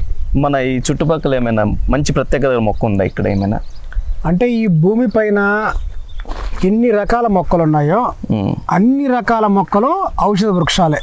అంతే. పనికిరాని మొక్క అంటూ ఈ సృష్టిలో ఏది లేదు. పనికొచ్చే మొక్క అయితే భూమి మీదకి రాదు. ఓకే. అంటే వచ్చినవన్నీ ఔషధ మొక్కలే. ప్రతి చెట్టులో కూడా ఒక ప్రత్యేకత ఉంటుంది. ప్రతి చెట్టు కూడా కనీసం 100 రకాల జబ్బులకి పనిచేస్తుంది. అందులో ప్రధానంగా కొన్నిటికి బాగా పనిచేస్తుంది. 84 లక్షల జీవరాశులు ఎలా అయితే ఈ భూమికి ప్రకృతికి మేలు చేస్తాయో, ఎలా అయితే ప్రకృతిలో ఆవాసంగా ఉంటాయో, ప్రకృతిలో ఈ వృక్షాలు అనేవి కూడా భాగస్వాములు అయ్యి ఈ పర్యావరణం కోసం, అలాగే ఈ యొక్క పక్షుల కోసం, వాటికి మేత కోసం, దానా కోసం ఉపయోగపడుతూ ఉంటాయి. ఏది గింజలు, పువ్వులు, పూత రూపంలో. అవే ఇంకో రకంగా మానవాళికి ఎలా ఉపయోగపడుతుంది అంటే ప్రతి చెట్టులో కూడా ఒక ప్రత్యేకతలు ఉన్నాయి. మనం ఎక్కడికో వెళ్ళాల్సిన అవసరం లేదు. మనం నించున్న ప్రతిదీ ఔషధ మొక్కల గనే. ఎలా అండి? ఒకసారి రండి. ఇప్పుడు ఇది మనం చూస్తున్నాం, ఈ తంగెడు చెట్టు, అడవి తంగెడు. అంటే ఇందులో తంగెడు ఉంటాయి, అడవి తంగెడు ఉంటుంది. మనకి సామాజిక అడవుల పేరుతో మన గ్రామాల్లో ఉండేవి తంగెడు చెట్టు. ఇవి అడవి తంగెడు. అంటే వీటికి వాటికి మధ్య కొంచెం వ్యత్యాసం కూడా ఉంటుంది. మన గ్రామాల్లో ఉన్నవి ఇంత చెట్టుగా పెద్దగా మొలవు. అంటే ఈ చెట్టు ఒకటే కానీ ఇందులో ఉన్న జాతులు వేరే ఉంటాయి. మళ్ళా తంగెడు చెట్టే జాతులు వేరేగా ఉంటాయి. ఇప్పుడు చూడండి ఇది ఎంత మనకి పెద్దగా ఉందో. అవునండి. ఈ చెట్టు అలాగే వీటి యొక్క కాయలు కూడా చాలా గుత్తుగా ఒత్తుగా ఉంటాయి. అవును, మనం గమనించవచ్చు. ఇక చూడండి, మనం ఈ అడవి తంగెడు యొక్క కాయల్ని విత్తనాలు తీసుకోవాలి. ఓకే. విత్తనాలు మనం తీసుకున్న తర్వాత వీటిని దోరగా వేయించాలి. బాండీలో దోరగా వేయించాలి. వేయించిన తర్వాత దాన్ని పొడి కొట్టుకోవాలి. పొడి రోట్లో వేసి దంచాలి, మిక్సీలో వేయకుండా. ఇప్పుడు ఈ పొడిని మనం తీసుకొని ఒక 1/2 స్పూన్ పొడిని తీసుకొని అందులో కొంచెం ఏదన్నా సరే నెయ్యి కానీ లేదంటే ఏదన్నా మనకి రుచి కోసం కొంత వేసుకొని తినేసుకోవచ్చు. బెల్లం వేసుకోవచ్చు. ఇలా తిన్నట్లయితే మంచి అమితమైన బలం. అలాగే ఈ లేత చిగుళ్ళు ఉన్నాయి. ఈ అడవి తంగెడు లేత చిగుళ్ళు ఇక చూడండి. ఈ లేత చిగుల్ని తినడం ద్వారా షుగర్ వ్యాధి అనేది అదుపులో ఉంటుంది. తినొచ్చా అండి? తింటున్నా చూడండి. కొంచెం ఒగరుగా ఉంటుంది. తినొచ్చు, ఇబ్బంది లేదు, ప్రమాదకరం కాదు. ఔషధ మొక్కలే. ఇంకా చెప్పాలంటే పంటి సమస్యలు ఉన్న వాళ్ళకి, చిగుళ్ళ సమస్య ఉన్న వాళ్ళకి దీంతో పళ్ళు తోముకోవాలి. తోముకోవచ్చా అండి? పళ్ళు కూడా తోముకోవచ్చు. మనకేంటంటే వేప, కానుక పుల్లలు బాగా ప్రాచుర్యంలో ఉన్నాయి. కానీ ఇవే కాకుండా ఉత్తరేణి పుల్ల, అడవి తంగెడు, ఇది పుల్చెరు చెట్టు, ఇలా కొన్ని రకాల చెట్లతో కూడా పళ్ళు తోముతారు. ఆ రోజుల్లో కొన్ని రకాల ఒక 10 రకాల పుల్లతో తోముకోవచ్చు అని ఒక ఆలోచన ఉండేది. ఏది అందుబాటులో ఉంటే దాంతో తోమేవాళ్ళు. అద్భుతంగా పనిచేస్తుంది. పంటి సమస్యలకి, చిగుళ్ళు వెంట రక్తం కారటం, చిగుళ్ళ వాపు, చిగుళ్ళ నొప్పులు, పంటి పుచ్చిన వాళ్ళు అలాంటి వాటికి ఇది చాలా అద్భుతంగా పనిచేస్తుంది. ఇంకా చూడండి, దీనిపైన ఉన్న పట్ట అంటారు. ఈ పట్ట చూడండి. అవును, వస్తుంది ఈ పట్ట బాగా ముదురుగా మొదల్లో ఉంటుంది. చూడండి, మొదల్లో ఉందో కత్తితో చెక్కుతారు. ఈ పట్టని చెక్కిన తర్వాత ఈ పట్టని బాగా ఎండబెడతారు. బాగా ఎండిన తర్వాత దాన్ని రోట్లో వేసి బాగా దంచి వస్త్రకాళితం చేస్తారు. చిన్న చిన్న సూర పొడి కింద పడుతుంది. ఆ పొడిలో మళ్ళీ తేనె కానీ లేదంటే నెయ్యి కానీ లేదంటే పటిక బెల్లం, పందార మినహాయించి తాటి బెల్లం కానీ పటిక బెల్లం కానీ వేసుకొని తినేవాళ్ళు. ఎలా తినడం ద్వారా కూడా అమితమైన మంచి బలం, ఒళ్ళు నొప్పులు తగ్గుతాయి. అలాగే మోకాల్లో గుజ్జు బాగా పడుతుంది. అలాగే ఎముకలు బలహీనత ఉన్న వాళ్ళకి బలంగా ఎముకలు మారుతాయి. ఇలాంటి చాలా ఉన్నాయి. దీనివల్ల చాలా ఉపయోగాలు అయితే ఉన్నాయి. ఈ తంగడి చెట్టు ద్వారా. అలాగే ఈ తంగడు పక్షులకి ఆహారం, ఈ కాయలు పూత తింటుంది, అలాగే మనిషికి పనిచేస్తుంది ఆరోగ్యానికి. ఇంకా దీని ద్వారా ప్రత్యేకత ఏంటంటే పూర్వకాలంలో మన గుడ్లు పొదగాలంటే ఈ తంగడి ఆకుల్ని వేసి దానిపైన గుడ్లు పెట్టేవాళ్ళు. త్వరగా అంటే కుళ్ళిపోకుండా, డ్యామేజ్ కాకుండా ఈ ఆకు ఉపయోగపడుతుంది. అద్భుతం అన్నమాట. ప్రతి చెట్టులో చాలా ప్రత్యేకతలు ఉంటాయి. ఈ వృక్షాలు, ఔషధ వృక్షాలు లేని ప్రదేశం అంటూ ఏదీ లేదు, అన్ని ఔషధ వృక్షాలే.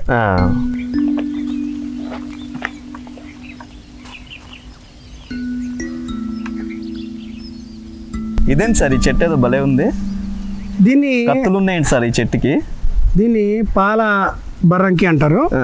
ఒకసారి మీరు ఈ చెట్టుని మీరు గమనించినట్లయితే ఈ కాయలు అంటే పైన కింద కలిసే ఉంటాయి, కమల పిల్లల మాదిరిగా. అవును సార్, అవును, చూడండి అలాగే ఉన్నాయి, పైన కింద కలిసే ఉంటాయి కమల పిల్లల మాదిరిగా. మధ్యలో గ్యాప్ అయితే ఉంటుంది. చెట్టు ప్రతి కాయ కూడా ఇదే మాదిరిగా ఉంటుంది. చెట్టు ఆకు కూడా చాలా మృదువుగా ఉంటుంది, చూడండి. అవును సార్, అవును, చాలా మృదువుగా ఉంటుంది.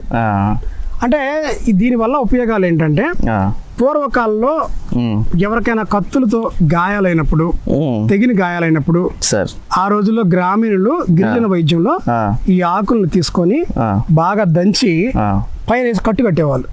ఈ ఆకుల్నే కట్టు కడితే ఏంటంటే కుట్లు లేకుండానే ఈ ఆకులు మనం వేసి కట్టడం ద్వారా కండ మళ్ళా యథావిధిగా సాధారణంగా అతుక్కుపోతుంది. దీన్ని సంజీవిని ఆకుతో పోలుస్తుంటారు పాల బర్రంకి. చూడండి ఎంత బాగుందో. నిజమా సార్? అలాగే మూత్ర రోగాల్లో, మూత్ర శుద్ధ రోగాల్లో కూడా ఈ ఆకుల్ని బాగా వాడుతూ ఉంటారు. అలాగే దీని యొక్క బెరడు కూడా చర్మ రోగాలకి, కాలిన గాయాలపైన వాడుతూ ఉంటారు. ఈ చెట్టు ఒక అద్భుతం అన్నమాట. కమల పిల్లల మాదిరిగా చెట్టు ఉంటుంది. గిల్లితే పాలు వస్తాయి, ఎక్కడ గిల్లినా పాలు వస్తాయి, చూడండి. అందుకే దీన్ని పాల బర్రంకి అంటారు. ఇదిగోండి, ఎక్కడ గిల్లిన పాలే, చెట్టు నిండా పాలే, తెల్లగా వస్తున్నాయి సార్ పాలు, పాల బర్రంకి. అది వీటి వల్ల నష్టం ఏమైనా ఉంటుందా అండి? అంటే పాలు మనం ఉపయోగించుకోకూడదు, దీని ఆకుల్ని మనం దంచి కట్టాలి. అది అంటే పాలు వస్తాయి కాబట్టి పాల బర్రంకి అంటారు. కొడిస పాలు అని కూడా అంటారు దీన్నే. ఓకే, చూడండి ఒకసారి అట్లున్నాయా. అవునవును.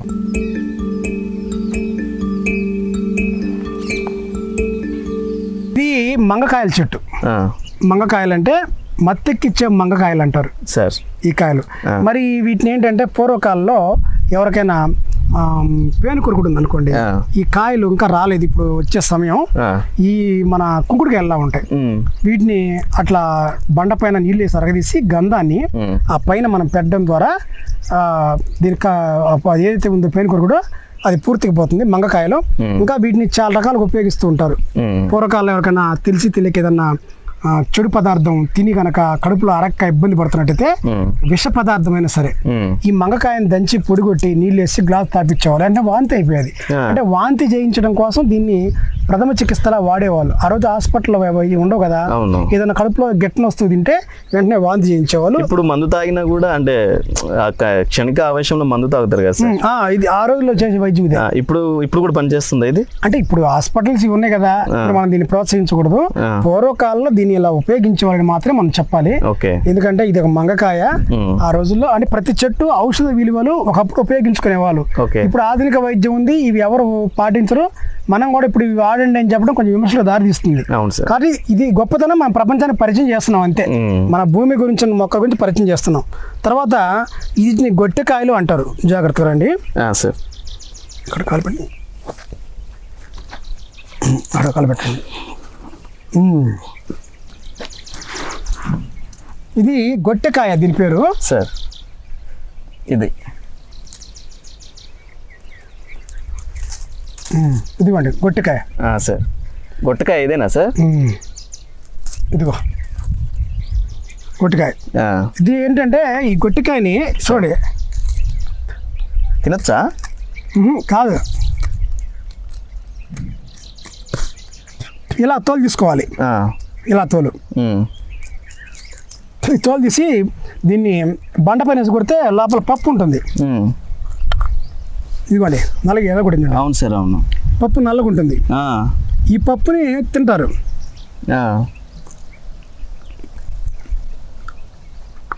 ఇదిగోండి, అవును.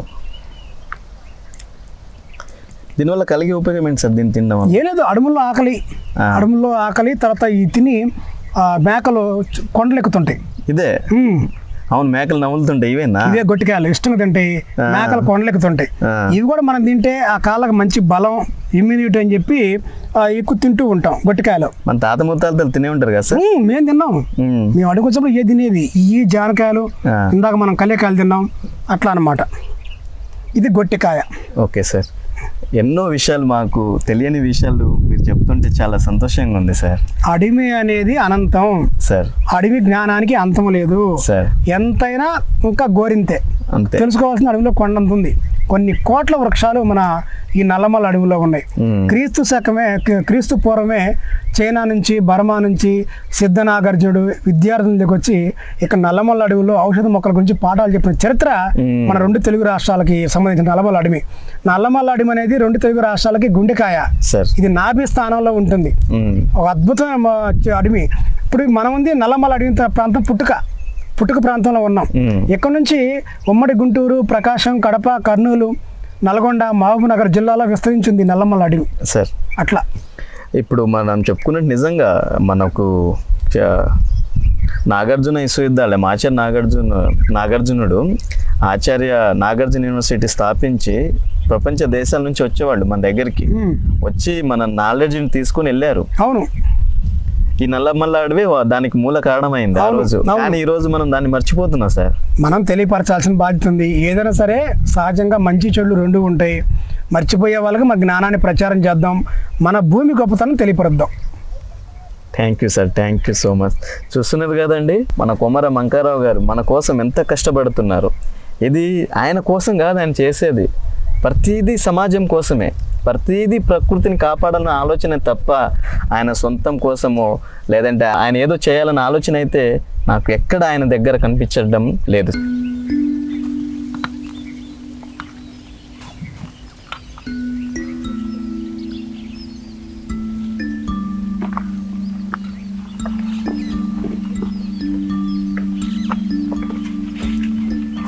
ఈ చెట్టు యొక్క ప్రత్యేకత ఏందన్నా? దీన్ని రేల చెట్టు అంటారు. దీన్ని సంస్కృతంలో గద అంటారు. ఆకులు చాలా మృదువుగా ఉంటాయి. ఈ చెట్టు యొక్క పువ్వులు ఉంటాయి. పువ్వులు లేత పసుపు రంగులో ఉంటాయి. పట్టుకుంటే మృదువుగా ఉంటాయి. ఈ చెట్టుకి ఎప్పుడైతే పువ్వు పూస్తుందో ఖచ్చితంగా 45 రోజులు వర్షం గ్యారంటీ పడుతుంది.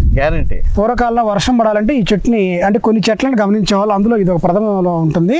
ఈ చెట్టుకు పువ్వు పూస్తే ఖచ్చితంగా వర్షం పడుతుంది. అలాగే ఈ చెట్టును మనం ఎలా గుర్తుపట్టాలి? ఇవి కాయలు, ఈ రేల కాయలు అంటారు. ఇవి ఎండిపోయిన కాయలు. అంటే ఇలా పచ్చికాయలు ఇవి కొంచెం పండుబండే కాయలుగా ఉంటాయి. ఆ పండుబండే కాయలని మనం ఇప్పుడు ఇందులో ఈ పుచ్చిపోయి ఉంటాయి కాబట్టి. అదే పండుబండే రేల చెట్టు యొక్క గుజ్జు ఉంది, ఈ గుజ్జు అనమాట. ఆ గుజ్జుని మొత్తం కాయని తీసేసి గుజ్జు మొత్తం ఒక బాండీలో వేసి నీళ్లు పోసి బాగా పిసికి అందులో బెల్లం వేసుకొని ఆ జావని తాగుతారు. అలా తాగితే కడుపు శుద్ధి పడుతుంది, గ్యాస్ట్రిక్ సమస్యలు పోతాయని చెప్పి ఆయుర్వేద గ్రంథంలో ఉంది. ఇంకా ఈ రేల పూలని పచ్చడి చేసుకొని తింటారు. పచ్చడి చేసుకొని తినడం వల్ల కడుపు శుభ్రపట్టమే కాకుండా అధిక బరువు తగ్గుతారు. ఈ కొన్ని ఒంట్లో కొవ్వు ఉంటుంది కదా, అదంతా కూడా కరిగిపోతుంది. ఇంకా ఈ రేల చెట్టు యొక్క చిగుళ్ళు ఉంటాయి, లేత ఆకులు. ఈ ఆకులు తీసుకొని రోట్లో వేసి బాగా దంచి ఉండ చేసుకొని పరగడప 2-3 గోళీలు వేసుకుంటారు. ఇవి కూడా ఉదర దోషాలకు బాగా పనిచేస్తుంది, షుగర్ వ్యాధులకు బాగా పనిచేస్తుంది. ఇంకా ఈ రేల చెట్టు యొక్క ఆకులు, వీటి ప్రత్యేకత ఏంటంటే మనకి కాయలు ఏదైనా సరే, సీతాఫలం కానీ మామిడి కానీ త్వరగా మాగాలి అంటే, పండాలి అంటే పచ్చికాయలు తీసుకొని ఒక కుండలో ఈ ఆకుల్ని పెట్టేసి పైన కాయలు వేసి మళ్ళీ పైన ఈ ఆకులతో కప్పేస్తారు, మూత బిగించేస్తారు. ఒక 3 రోజుల తర్వాత చూస్తే ఈ ఆకులు ఆ కాయల్ని పండేలా చేస్తాయి. సీతాఫలం పచ్చికాయ కూడా పండుకాయ అయిపోతుంది. ఈ రేల చెట్టు యొక్క ప్రత్యేకత. ఇంకా మనకి పూర్వకాలంలో మన పెద్దవాళ్ళు ఈ రేల చెట్టుని చుట్టలో చేసుకొని, ఒక చుట్టు ఉంది కదా, చుట్ట పైన ఆకుని చుట్టేసి ఇలా తాగుతారు, పొగ తాగుతారు రేల చెట్టుతో. అలాగనమాట. ఈ రేల చెట్టులో చాలా ప్రత్యేకత అయితే ఉన్నాయి. వర్షం పడిద్దో లేదో ఈ చెట్టు చూసి చెప్పొచ్చా? చెట్టుకు చూడండి, పువ్వు పూస్తే 45 రోజుల్లో వర్షం పడిద్ది. అంటే వర్షాకాలానికి నెల 45 రోజుల ముందు ఈ చెట్టుకు పువ్వు వచ్చింది. అదే మన గుర్తు. ఇక పూర్వకాలం దించేసారి రేవ చెట్టుకి పూలు పూసిరో వాన దగ్గరలో ఉందిరో అనేవాళ్ళు, గట్టి వర్షం ఉందిరో అనేవాళ్ళు. తర్వాత మోదుగు చెట్టుని చూసి చెప్పేవాళ్ళు, తంగడి చెట్టుని చూసి చెప్పేవాళ్ళు. అడవుల్లో చెట్లు కొన్ని అన్ని కాదు, కొన్ని చెట్లు వర్షాన్ని సూచిస్తాయి. అలాగే వానకోకలు ఉంది, వానకోకలు కనిపిస్తే ఖచ్చితంగా 10 రోజుల్లో వర్షం ఉందని అర్థం. వానకోకలు కనిపిస్తాయి. అలాగే చకోరి పక్షి కనిపిస్తే 10 రోజుల్లో వర్షం ఉందని అర్థం. అలాగే నెమళ్ళు కనుక నాట్యం ఆడుతున్నాయంటే ఒక 4 రోజుల్లో వర్షం ఉందని అర్థం. అలాగా కొన్ని నమ్మకాలు ఉండేవి. ప్రకృతి మనకు సూచనలు ఇస్తుంది అంతే కదా. ఇప్పుడు భూకంపాలు వస్తే కుక్కలు అరుస్తున్నాయి, ఆవులు అరుస్తున్నాయి అని చెప్పి ఉంటది కదా. ప్రకృతిని పసిగట్టేది ప్రాణులు, వృక్షాలే. వృక్షాలకి వాటికి అవినాభావ సంబంధం ఉంది. మనుషులు వీటిని చూసి అంచనా వేసేవాళ్ళు. ఓకే సార్, మీరు ఈ ప్రకృతిలో ఉండే చెట్ల వల్ల వాటి వల్ల కలిగే లాభాలు, ఒక్కొక్క చెట్టు యొక్క ఔషధ గుణాలు తెలియజేస్తూ కొన్ని పుస్తకాలు రాశారని కూడా మాకు తెలిసింది. నేను మొత్తం 4 పుస్తకాలు రాశాను. మొదటిది ప్రాచీన మూలికా వైద్యం, 2 ప్రకృతి పాఠశాల, 3 ప్రకృతి వైద్యం, 4 ప్రకృతి ఆహారం. ఈ 4 పుస్తకాల్లో చెట్లు, వాటి ఫోటోలు, అలాగే సాగు చేయని ఆకుకూరలు, మళ్ళీ అలాగే తీగ జాతి దుంపలు, తినే కాయలు, తినకొండ కాయలు, తినే తీగలు, తినకొండ తీగలు, అడవిలో ఏ చెట్టు ఎప్పుడు మొలుస్తుంది, అడవులో ఎండ ద్వారా మొలిచే చెట్లు ఏంటి, అడవుల్లో గాలి ద్వారా మొలిచే చెట్లు ఏంటి, చిట్లు పడి విత్తనాలు, అలాగే అడవులో అడవి పంజ ద్వారా ఏ చెట్లు మొలుస్తాయి, అలాగే ఎలుగుబంటి ద్వారా ఏ చెట్లు మొలుస్తాయి, ఇవన్నీ కూడా సమగ్ర సమాచారాన్ని ఈ 4 పుస్తకాల్లో పొందుపరచడం జరిగింది. ఈ 4 పుస్తకాలకి మా జిల్లా పాత కలెక్టర్ గారు లోతేటి శివశంకర్ గారు, ఆయన ఈ 4 పుస్తకాలకి ముందు మాట రాయటం జరిగింది. ఆయన కూడా ఆవిష్కరణ చేశాడు ఈ పుస్తకాలని. ఆయన ఆవిష్కరణ చేయడం, ముందు మాట రాయటం వల్ల ఈ పుస్తకాలు జనాలకు బాగా వెళ్ళినాయి. ఈ పుస్తకాలకు మంచి పేరైతే వచ్చింది. మీ యొక్క ఛానల్ ద్వారా ఆయనకి యొక్క హృదయపూర్వక నమస్కారం నేను తెలియపరుస్తున్నా. సార్, ఈ పుస్తకాలు ఎక్కడ దొరుకుతున్నాయి సార్? ఇవి నా దగ్గర ఉన్నాయి, కొన్ని గుంటూరులో కొన్ని అందుబాటులో ఉన్నాయి. అక్కడ మీరు ప్రయత్నం చేయొచ్చు. గుంటూరులో ఉన్నాయి కొన్ని షాపుల్లో, అలాగే నా దగ్గర కూడా నేను కొన్ని ఇచ్చేస్తూనే ఉన్నా. ఎక్కువ ఏమైనా పబ్లికేషన్ చేసే ఆలోచన ఉందా? ఏం లేదు. వీటిని ఏంటంటే నేనే వీటిని ఏర్పాటు చేసుకున్నా. వీటిని నేను ప్రకృతి పాఠశాల అని చెప్పి పాఠశాలలోకి వెళ్ళి విద్యార్థులకు పాఠాలు చెప్పి ఉచితంగా ఈ పుస్తకాలు నేను ఇవ్వడం జరుగుతుంది అన్నమాట. నాకెందుకో భవిష్యత్తులో మీ గురించి పాఠ్య పుస్తకాల్లో రాస్తారేమో అనిపిస్తుంది. అలా రాస్తే ఎలా ఉంటుంది అనుకుంటున్నారు సార్ మీరు? ఇప్పుడు మనకన్నా గొప్ప వాళ్ళు చాలా మంది ఉన్నారు. గొప్ప వాళ్ళ చరిత్ర మనం చదువుకొని మనం ఒక స్ఫూర్తిగా వచ్చాం. గొప్ప వాళ్ళు చాలా మంది ఉన్నారు, అందులో మనం ఏదో సాధారణంగా ఏదో చేసుకుంటూ వెళ్ళిపోతున్నాం. మనకన్నా గొప్ప వాళ్ళ చరిత్ర అనేది ఇంకా రావాలి, వెలికి తీయాలి. మన చరిత్ర వచ్చినా ఒకటే రాకపోయినా కూడా దాని గురించి అసలు ఆలోచనే లేదు. భూమి బాగుంటే చాలు, మన అదే పెద్ద నాకు ఒక పెద్ద 100 కోట్ల ఆస్తి. ఇప్పుడు తెలంగాణలో అంటే స్వర్గస్థులైనటువంటి వనజీవ రామయ్య గారికి పద్మశ్రీ వచ్చిందండి. అందరు బయట ఏమంటున్నారంటే మా తెలుగు వ్యక్తి కొమెర అంకారావు గారికి కూడా పద్మశ్రీ వస్తే బాగుంటుందని ఆశిస్తున్నారు. ఇప్పుడు మీ స్పందన? వాటి గురించి మనం అవి పెద్ద పెద్ద విషయాలు, వాటి గురించి మనం ఏదో అడవుల్లో ఉన్న ఒక సాధారణ వ్యక్తులు మాట్లాడుకోవడం సరైనది కాదు. అసలు ఆలోచన లేదు, ఆ ఊహ లేదు. జనాల మనసుల్లో మంచి చేస్తున్నామని మనకు సహాయంగా జనం ఉంటే చాలు, మనం మంచి చేసే పనిలో భాగస్వాములుగా ఉంటే చాలు. అలాగే ఈ భూమి బాగుంటే చాలు, ఈ మనకి అడవులు ప్రపంచం బాగుంటే అదే పెద్ద ఒక పురస్కారం నాకు. అంతకుమించి అడవి తల్లి సాక్షిగా నేను ఏం కోరుకోను. మనం ఏం చేయాలి, అడవి బాగుంటే నా జీవితం నాకు చాలు. ఇంత చేశారు, ఇంకా ఎంతో చేయబోతున్నారు, కానీ మీ లక్ష్యం ఏంటి సార్? అసలు లక్ష్యం ఏంటి అంటే మన సీఎం గారు, డిప్యూటీ సీఎం గారు ఏమైతే వారి యొక్క కళా లక్ష్యం ఉందో 2047 కల్లా 50% ఆకుపచ్చని హరిత భూమిని సాధిద్దాం అని చెప్పి లక్ష్యం ఏదైతే ఉందన్నారో నా లక్ష్యం కూడా అదే. ప్రతి ఒక్కరి లక్ష్యం కూడా అదే కావాలి. నాది మీదే కాకుండా మనందరం ఆకుపచ్చని సరికొత్త హరిత భూమి కోసం లక్ష్యంగా పనిచేయాలి. ఇది ప్రతి ఒక్కరి సామాజిక బాధ్యత. ఇందుకోసం ప్రతి ఒక్కరూ ప్రాంతాలకు అతీతంగా తొలి అడుగు వేయాలి. ఎవరో రావాలి ఏదో చేయాలని కాకుండా మనమే ముందుకు వెళుతూ మన ఇంటి చుట్టుపక్కల నుంచే ఈ యొక్క మహత్తర కార్యక్రమానికి శ్రీకారం మనం చుట్టాలి. తర్వాత కాకుల దూరని కారడమి, చీమల దూరని చిట్టడమి అనే ఒక సామెత అయితే ఒకటి. ఒకప్పుడు కథల్లో ఈ మాట చెప్పేవాళ్ళు. అలాగే కాకుల దూరని కారడమి, చీమల దూరని చిట్టడమి మనం తయారు చేసుకోవాలి. అడవులు, మడడములు, సామాజిక అడవుల్ని మనం పెంచుకోవాలి. పిలిస్తే వర్షం పలకాలి. అంటే పూర్వకాలంలో జూన్ మొదటి వారంలో రైతన్న ఆకాశం వైపు చూసి వర్షం పడాలి, పత్తి విత్తనాలు వేసుకోవాలంటే వర్షం పడేది. ఎందుకంటే అప్పుడు వాయు కాలుష్యం ఉండేది కాదు, వృక్షాలు ఎక్కువగా ఉండేవి, అగ్గువగా ఉండేవి వృక్షాలు, ప్రాణులు ఎక్కువగా ఉండేవి, ప్రకృతి సమతుల్యతగా ఉండేది, పర్యావరణం దెబ్బతినేది కాదు. మనం గమనించినట్లయితే అతివృష్టి, అనావృష్టి పడితేనేమో అతిగా వర్షాలు పడతాయి. వర్షాలు పడి వాగులు వచ్చేసి వదలు వచ్చేసి ఊర్లు గ్రామాలు కొట్టుకుపోతాయి. లేదంటే అనావృష్టి, అసలు వర్షాలు పడవు, ఎండిపోయి బెట్టకు గురైపోయి చెట్లు ఎండిపోయి పంటల పండక ఆ సమస్య. అతివృష్టి, అనావృష్టి, ఈ రెండు సమస్యలు అనేవి పూర్తిగా పోవాలి. సకాలంలో వర్షాలు పడాలి అంటే వాయు కాలుష్యం ఉండకూడదు, వృక్షాలు బాగుండాలి. వృక్షాలు బాగుంటే పక్షులు బాగుంటాయి, పచ్చగా ప్రకృతి ఉంటుంది. కాబట్టి ప్రతి ఒక్కళ్ళం కూడా మన భవిష్యత్ తరం కోసం, అంటే మనం ఎటు ఇబ్బందులు పడుతున్నాం, మన పూర్వీకులు బాగున్నారు, మనం ఇబ్బందులు పడుతున్నాం, భవిష్యత్ తరం బాగుండాలి. అంటే మన పూర్వీకుల్లాగా మన పిల్లలు ఉండాలంటే మనం కాస్త ప్రకృతి పట్ల మనం ప్రేమగా కలిగి ఉండాలి. ప్రకృతిని ఆధ్యాత్మిక కోణంలో చూడాలి. ప్రకృతిని ఆరాధించాలి, ప్రేమించాలి, పూజించాలి. ప్రకృతి మన ఇల్లు, అందులో ఉన్న ప్రాణులు, వృక్షాలు మన కుటుంబ సభ్యులు. ఇది ప్రతి ఒక్కరు మనం మనసులో పెట్టుకొని ప్రకృతి పట్ల చాలా బాధ్యతగా ఉండాలి. మీరు సమాజానికి ఎలాంటి సందేశం ఇవ్వాలనుకుంటున్నారు సార్? సమాజం ప్రతి ఒక్కరు కూడా కాస్త జాలిగా మానవత్వంతో ఈ ప్రకృతి పట్ల ఆసక్తిని పెంచుకోవాలి. ప్రకృతిలో ఏ ప్రాణికి కూడా మన వల్ల హాని జరగకూడదు. హాని మన వల్ల ప్రకృతికి ఏ ప్రాణికి జరగకపోతే అది ప్రకృతిని పరిరక్షణ చేస్తుంది. 84 లక్షల జీవరాశుల్లో ప్రతి ప్రాణి కూడా ప్రకృతి కోసం నిరంతరం పనిచేస్తూ ఉంటాయి. మనం ఒక్కళ్ళమే మన పని మనం చేసుకుంటాం. మన పని మనం చేసుకోవడం తప్పేం కాదు, కానీ కనీసం పక్షం రోజులకు ఒకసారి అయినా సరే మన చుట్టుపక్కల అసలు ఏం జరుగుతుంది, వాయు కాలుష్యం సమస్య ఎలా ఉంది, ఈ ఎండలు ఎలా ఉన్నాయి, అతివృష్టి అనావృష్టి ఎలా ఉంది, ఒకప్పుడు గువ్వలు గోరింకలు ఇవాళ మనకు కనిపించేవాళ్ళు మనకు కనిపించట్లేదు కదా, ఒకప్పుడు మన ఇంటి చుట్టుపక్కల రకరకాల చెట్లు ఉన్నాయి ఇవాళ లేవు కదా అని మనసు పెట్టి మనం ఆలోచించినట్లయితే మనం ఏమి కోల్పోయామో, మనకి ఏ నష్టం జరిగిందో అదంతా కూడా మనకు గుర్తుకు వస్తుంది. మళ్ళా మనం దాన్ని పునరుద్ధీకరణ చేసుకోవాలి. మన ఇంటి చుట్టుపక్కల ఔషధ మొక్కలు ఉండాలి, మన ఇల్లే ఒక వైద్యశాలలా ఉండాలి, అందులో మనమే వైద్యుల్లా ఉండాలి. నిమ్మ చెట్లు, జామ చెట్లు, తీగజాతి మొక్కలు, మన ఇంటి ఆవరణలో అరటి చెట్టు, మామిడి చెట్టు, లక్ష్మణ ఫలం, ఇలా ప్రాథమికంగా ఒక 10 చెట్లు ఉంటాయి. ఇంట్లో తమలపాకు తీగ, బంగళ తమలపాకు తీగ, అలాగే కొండపిండి మన ఇంటి చుట్టుపక్కల, ఉత్తరేణి, అలాగే వామింట, అలాగే దగ్గరలో బలిజ చెట్టు, ఇలా కొన్ని చెట్లు అయితే మనకు ఖచ్చితంగా ఉండాలి. అలాగే మనం చెప్పుకున్నట్టుగా ఊరికి చుట్టుపక్కల మేడి చెట్లు ఉండాలి, మర్రి చెట్లు ఉండాలి. మన ఊళ్ళో ఏముండాలి, జువ్వి, రావి ఉండాలి. అలాగే మన ఇంటి ఆవరణలో పనస చెట్టు ఉండాలి, మన ఇంటి ముందు కాను చెట్టు ఉండాలి, వేప చెట్టు ఉండాలి, ఇంట్లో తులసి చెట్టు ఉండాలి. ఈ విధంగా అలాగే ఇంట్లో సరస్వతి చెట్టు కూడా ఉండాలి.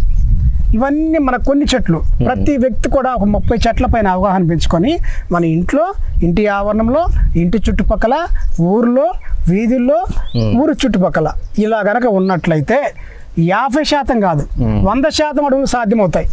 100% అడుగులు సాధ్యమవుతాయి. ప్రతి ఊరు అడవిలాగే ఉంటుంది. అడవిలో మనం ఇల్లు వేసుకున్నట్టుగా ఉంటుంది. ఆ రోజులు మరలా రావాలి. ఇదే నా యొక్క లక్ష్యం. నేను సమాజానికి చేతులు జోడించి చెప్పేది ఏంటంటే, అందరం ఆకుపచ్చని హరిత భూమి కోసం కృషి చేద్దాం.